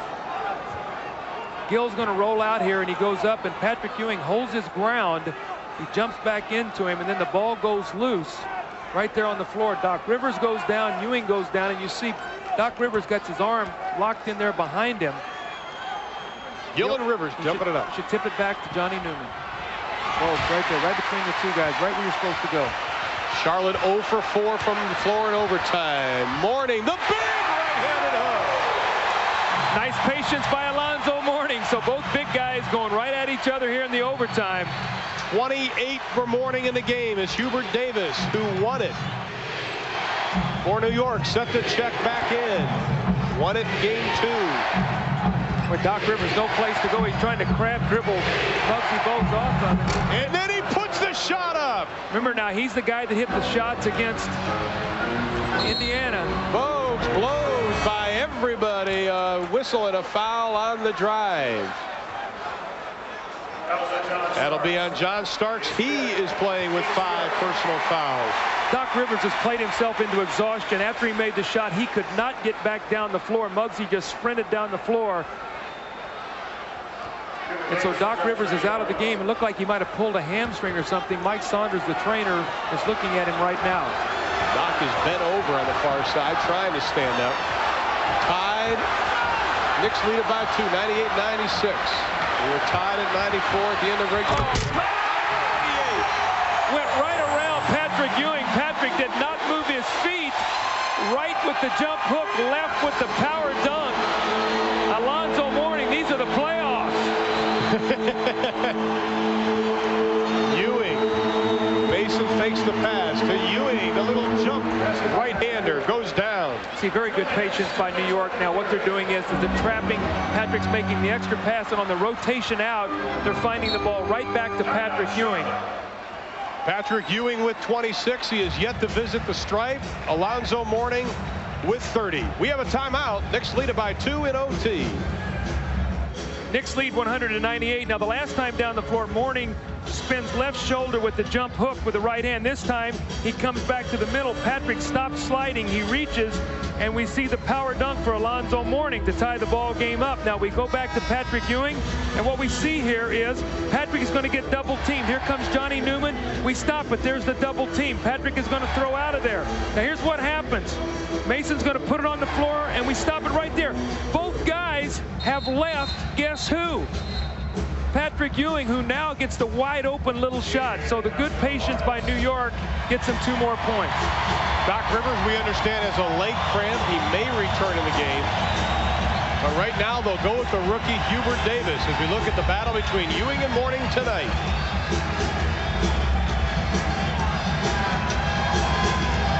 Ewing has the better on the rebounds, but it is Alonzo Mourning with 30 leading the point total. See, I come right back to Alonzo Mourning again. We got 1:56 to go. Patrick is so afraid of committing his 6th foul that Alonzo's getting great position. Let's see if they go back to him once again.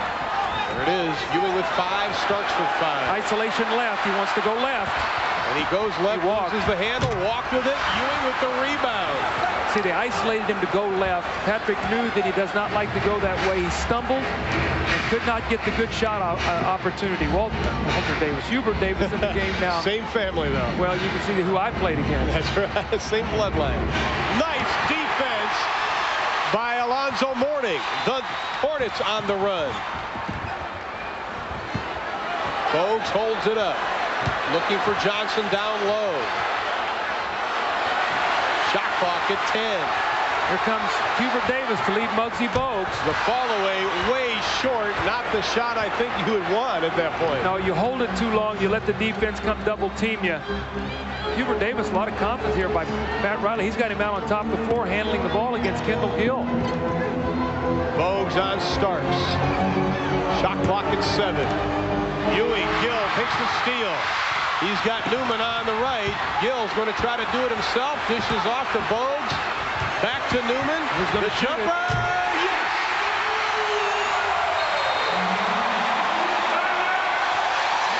Timeout. We're tied at 100.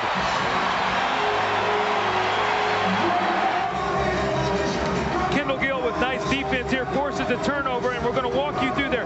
Ron, as he comes down to double team, what Hubert Davis has got to do is got to fill into vision so Ewing can find him with the pass. He works away from the ball. As a result, the pass is deflected. Now, who's going to take this shot? Kendall Gill drives it. He finds out Muggsy Bogues, who won't take it. And look at the shot that Johnny Newman hits here with 2 defenders to tie the game. What a sensational play. We are tied at 100. 37.7 left to play. New York with 2 full timeouts and a 20. Charlotte the same. Again, now, there's plenty of time here. If New York is able to get a good executed play where they might be able to get a 2-possession to 1, and they get it going quickly, which is what they want to do. There's the rookie again, Hubert Davis. And he buries it again! Are you serious? Look at him. He said his 3-point shot in game 2 was a gift from God. So was that one. What a shot by the rookie who played in only 50 regular season games. Well, what they did was they cleared it out for Starks to penetrate. Hubert Davis slid down to spot it, but more importantly, they got it up for another possession. Here's Starks, and watch what happens with a defensive man. Stop it right there. Look where Kendall Gill is, coming in here to give help, and no one is able to get back to Hubert Davis, who has his feet on the line, but a great pass by Starks and tremendous concentration and poise by the rookie from North Carolina. That's 3 for 4 tonight, 6 points, and we all remember his big 3-point shot the other night to tie game 2. Well, he said he credits his success to his father, who works for the Department of Education in Washington, D.C. He said he was so nervous when he came out on the court Wednesday night, he thought, what am I doing out here? But he has stood up to the challenge in the last 2 games. 28.5 left in the game, 21 on the shot clock. Charlotte now with only 1 full timeout and a 20. As we look inside the Hornets huddle. See what, again, Ron, the importance of running that play quickly to get 2 possessions for 1. So even had he missed that, there's a 7.5-second differential. So had they played defense, they get the last shot to win the game. That's what you have to do. You have to use strategy in the last minutes of an NBA game and moving the ball with your timeouts, when you take shots, when you take fouls. So that's how championship teams are made. Now, you mentioned at the top of the show, Doug, that Alan Briscoe did not show them the tape of the last 6 minutes of game number 2. We saw that Muggsy Bogues turned down a shot with about 36 seconds left. Maybe he should have showed it to him, considering we're in the same situation now.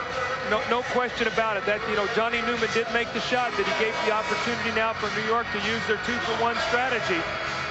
Now defense is going to be the key if you're New York. You don't want to give up a three-point shot, and you do not want to commit a foul and give up a three-point play. At worst, you have the ball tied up with a chance to win. That's the worst thing that can happen if you're New York right now. Well, Tony Bennett comes back into the lineup. Charlotte only 3 of 9 shooting in the third quarter. In the playoffs, they are 8 of 30 from the three-point arc. Bennett and Del Curry into the lineup. See if they go back to the Dallas play once again with Larry Johnson coming to the top of the floor and spotting up Bennett on one side for 3 and Del Curry on the other. So if Johnson penetrates and there's help, he can punch it out to one of them to take a three-point shot to maybe win this game. 28.5, the Knicks by 2 in overtime. Interestingly, Tony Bennett's going to be handling the basketball here. Johnson can't get away from Mason. Shot clock at 10. Mourning, the big step inside. It won't go. Rebound knocked around. Mourning's got it. Puts it up. Who's the foul line? If it's Ewing, it's 6. If it is Mason, it is 5. And they'll call it instead on Doc Rivers, who picks up his 3rd. Second shot opportunities. Just the relentless pursuit of the ball by Alonzo Mourning. Just came in and took it away from 4 New York defenders.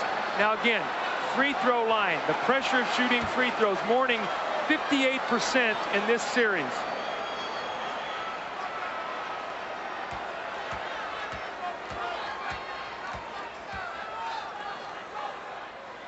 Seconds to shoot it, but he made it.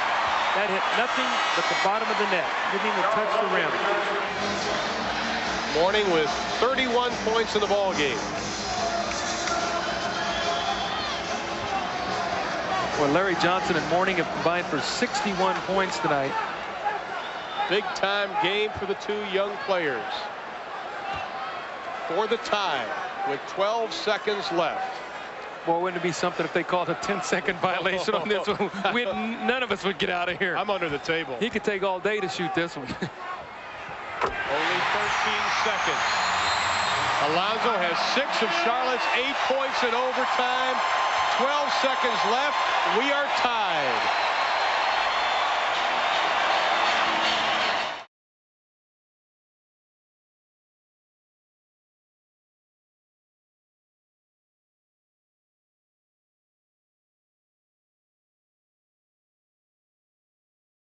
Charlotte has a full and a 20, but there it is again, Doug. 1 foul to give. Now, the importance of the Hornets having 1 foul to give, obviously, if you get in a position where you can take the foul, get it out of bounds. Secondly, New York's got to be very careful. If they take this shot, they can't crash over the top on an offensive rebound, because if they get the foul, now Charlotte's shooting free throws to win the game. So New York has to be very careful. Important thing is, first thing you got to do is get the ball in bounds. Now, we've seen Muggsy Bogues matched up against Starks, and Starks has tried to penetrate. So they bring Starks up through the middle of the floor. You've got to be very careful not to throw a lazy pass to the center of the floor where it can be picked off. Wingate in for defensive purposes for Charlotte. Everybody is standing. The final 10. Starks, now remember in the game the other night, he just backed him down and took the shot over him. If Mourning helps, Ewing will be open. Oh, Charlotte has it. The shot, it won't go, and we're into the second overtime. I love this game.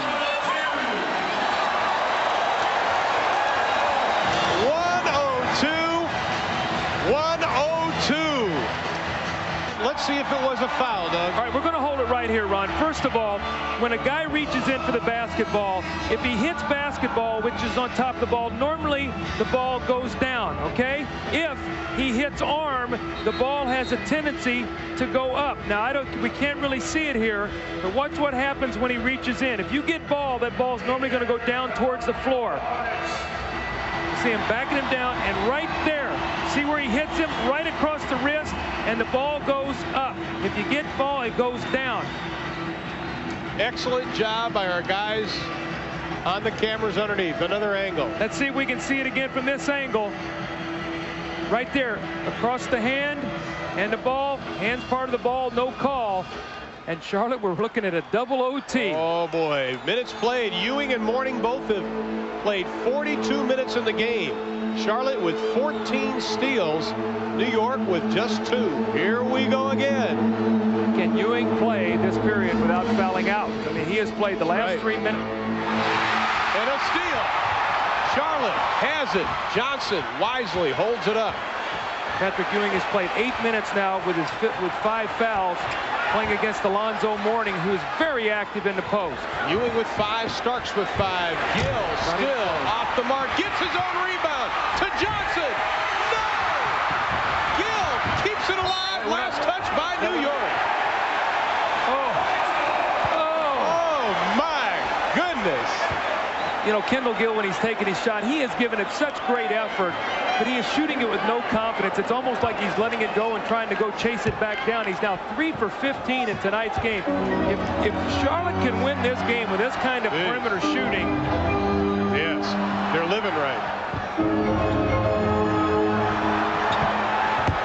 A lot of time on the shot clock. We are at 10. Johnson, the quick move inside. Ewing's got it. Hubert Davis went hard to the floor. See, now what you're doing is you got Hubert Davis on top of the floor with the dribble. You're going to try to run Starks down there and see if you can post him. Larry Johnson playing with 5 fouls. Oakley looks at it, takes it short. Boom! Stakes it away from Starks. A lot of jump shots will be flat now as the legs start to go. But Newman's aren't. Johnny Newman's legs aren't tired. He's hit 2 big shots. Remember the baseline jumper when no one would pull the trigger, and then that one gives him a 2-point lead. Alan Briscoe did not go with him in game 2. He's going with him in 3. Ewing. Mourning had the rebound. Lost it to Anthony Mason underneath. 54 rebounds to 42 now for New York. Plus 12. Get a count here on the offensive rebounds. Tied at 104. Mourning working on Ewing. Throws it right into the hands of Davis. Stolen by Muggsy Bogues. Bogues from 15. No. Gill has it stripped by Hubert Davis. And here comes Davis out of the pack. Starks spotting up. How about Hubert Davis playing these critical minutes? He's going to be open for another 3 here if they double team. Ewing into the paint. The left hand is short. Gill to Bogues. 3 on 4. Look at Alonzo Mourning. He has not even got across the floor yet. He is dragging. Great move. Johnson loses it. Hubert Davis again. I tell you, we might have to pull out a tourniquet to have a foul here in this last. Call the corner. Starks lets it go, but he draws the foul. You're right. He took his head off. Foul was on Kendall Gill. That'll be number 4. Foul situation. Johnson with 5. Gill with 4. Newman with 5. Mourning only with 2. And for New York, Patrick Ewing playing with 5. Starks with 5. Smith is fouled out. Oakley with 4. And Mason with 4. Well, I tell you what, you've got a lot of teams right now seeing New York expend so much energy if they're going to advance to the next round. Yeah. Nothing but net for John Starks in his first appearance at the line. You see offensive rebounds. Now, remember, 23 in game 2 from New York. Tonight they have 25. Now, I know this is double overtime, but Charlotte, their weakness all season long has been that they are the worst defensive rebounding team, and the fact they give up the most offensive rebounds. So it's 25 to 14, plus 11 on the offensive boards for New York tonight. The Knicks by a pair. In the second OT, in case you just joined us, 2:20 left to be played. Newman dribbles off his foot and then he falls. Mason. Look at Muggsy Bogues! What a play by Muggsy! He's got the ball! Where did he go? Goodness! Where did he go? Oh, like a little gnat at a picnic. Have mercy! Look at him. Look where Muggsy Bogues is. Where he's not even in the picture yet. Where is he? There he is. What a great play. Muggsy Bogues, 5 steals tonight. 17 for the ball game for the Hornets.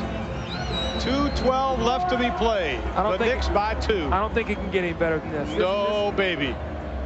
This Charlotte team has got a lot of courage and a lot of heart. You really have to take your hat off to them because New York has thrown everything at them tonight, and they are standing toe-to-toe here, down only 2 in double overtime. There's a lot of sports cafes around the country making a lot of money off this game as people continue to buy the nachos and the suds watching this. Thank God it's only one game here tonight on the 17th. Nobody's going to be able to stay up for the next. They're going to be so tired. Morning. What a goal! Oh, my goodness! I think Patrick Ewing is tired. I think Alonzo's worn him down here tonight. 34 points for Alonzo Mourning to go with 9 rebounds. You know, Patrick's got the savvy and the experience, and right now, Alonzo Mourning's got the young legs. Starks to Mason. Shot clock at 6. Down low, Mason with 3 on the shot clock, the left-handed. Oh, steal by Oakley. Great hustle by Oakley to strip the ball loose. And Del Curry almost made a major mistake by arguing the call instead of getting back on defense. Here comes a double team on Ewing. Mason will be open. Mason from 16 goes about 14. Mourning had it, last touch by New York.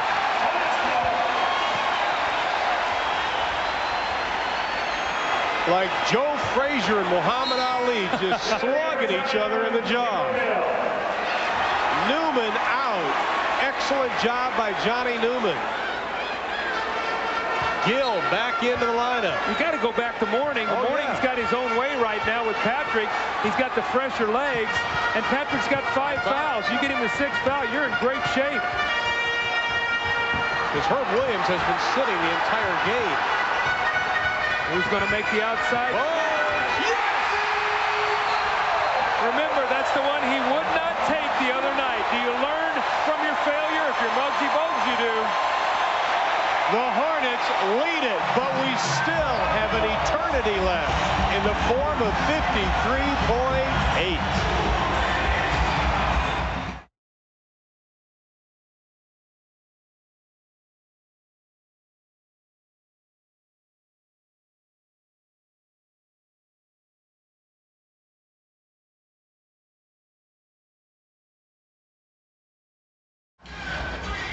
Well, the Hornets lead by 2, 53.8 seconds to go in double overtime, and Alonzo Mourning is putting on a clinic here in the low post, spinning, weaving, going to the basket. Look at this drop step, keeps it away from Patrick Ewing, the 2-hand dunk, and then the really big shot by Muggsy Bogues. We're going to watch what happens. The ball's going to go in the post to Mourning, and we stop it right there. That's Muggsy's man on the double team, and this shot the other night he did not take. Tonight he does, and he buries it, and he gets rewarded for having the courage to pull the trigger.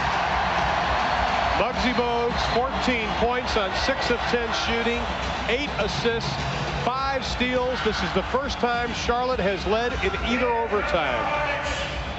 I tell you, these two teams have got to play again Sunday, and it is an afternoon game. I doubt if anybody's going to practice tomorrow, as it is almost 11:15 Eastern time. Now, New York is taking it length of the floor, so they've got to come against pressure defense. So the first thing they've got to be able to do is get the ball up floor. Again, Hubert Davis still on the floor. So Pat Riley, great confidence in the rookie. See if he gets freed up for another 3 that he hit the other night. Ewing doesn't get it. Rebound, Oakley. It hit off Oakley's head. Nice job by David Wingate, just battling the oak. And Oakley better tie his shoelaces or he's going to trip. Well, he's going to be guarding Larry Johnson, who they're probably going to go to either him or Alonzo Mourning on this play.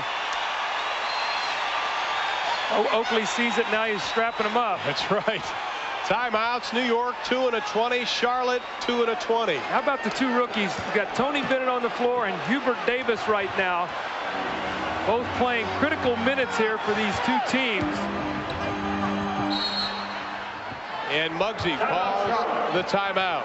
And we're going to keep it right here at the Coliseum. 23,698. We're here at 8 o'clock. 23,698 are here now. See if they go back on top of the floor with Larry Johnson or go inside to Mourning. Going to isolate Muggsy against Hubert Davis to penetrate. Muggsy losing the handle. Mourning from way outside, doesn't get it. Rebound, Mason had it, lost it. Charlotte has it. The shot clock is turned off. They don't have to shoot, and New York has got a foul to give before they go into the penalty. So as soon as the ball is thrown in, if they don't get a steal, they have to take a foul. Force Charlotte to take it in once again and take another one. And Pat Riley is in the ear of Ronnie Nunn wanting a foul, but I really thought that went off the Knicks. It did. It went off New York. That was a good call. They got a foul immediately. You can't let them burn clock. You got a foul. You got a foul. Riley is out on the court. You got to grab him. Foul, and there it is with 6.7. Pat Riley was about 5 feet on the court yelling. Well, what Hubert Davis has got to learn, in college, you got to worry about an intentional foul. In the NBA, you got to grab the guy. None of this touching. They're not going to give you that foul. So there's a rookie mistake. Precious time that you need at this stage of the game. Because what happens now, they're going to throw the ball in, and you've got to foul once again.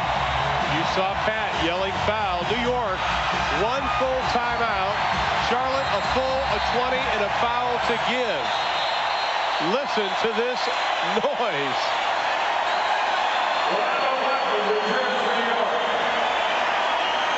Charlotte with the lead and the ball. All right, who do you want to shoot these pressure free throws?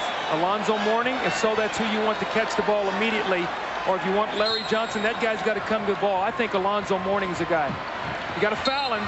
Hubert Davis does. This time, in less than a second, drops off, and Muggsy Bogues, who is 2 of 4 from the line, will go to the line. Wingate will come in, and Kendall Gill will come in. Muggsy, the big shot. Well, you make 2 here, and you give yourself a great chance to win this game. Oh, yes. Nothing but net. Sort of apropos that the smallest guy on the floor would make the biggest plays tonight.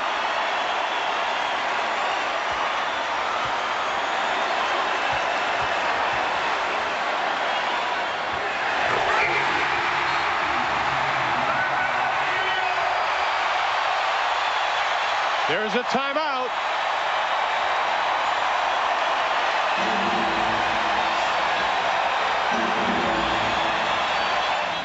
.110-106.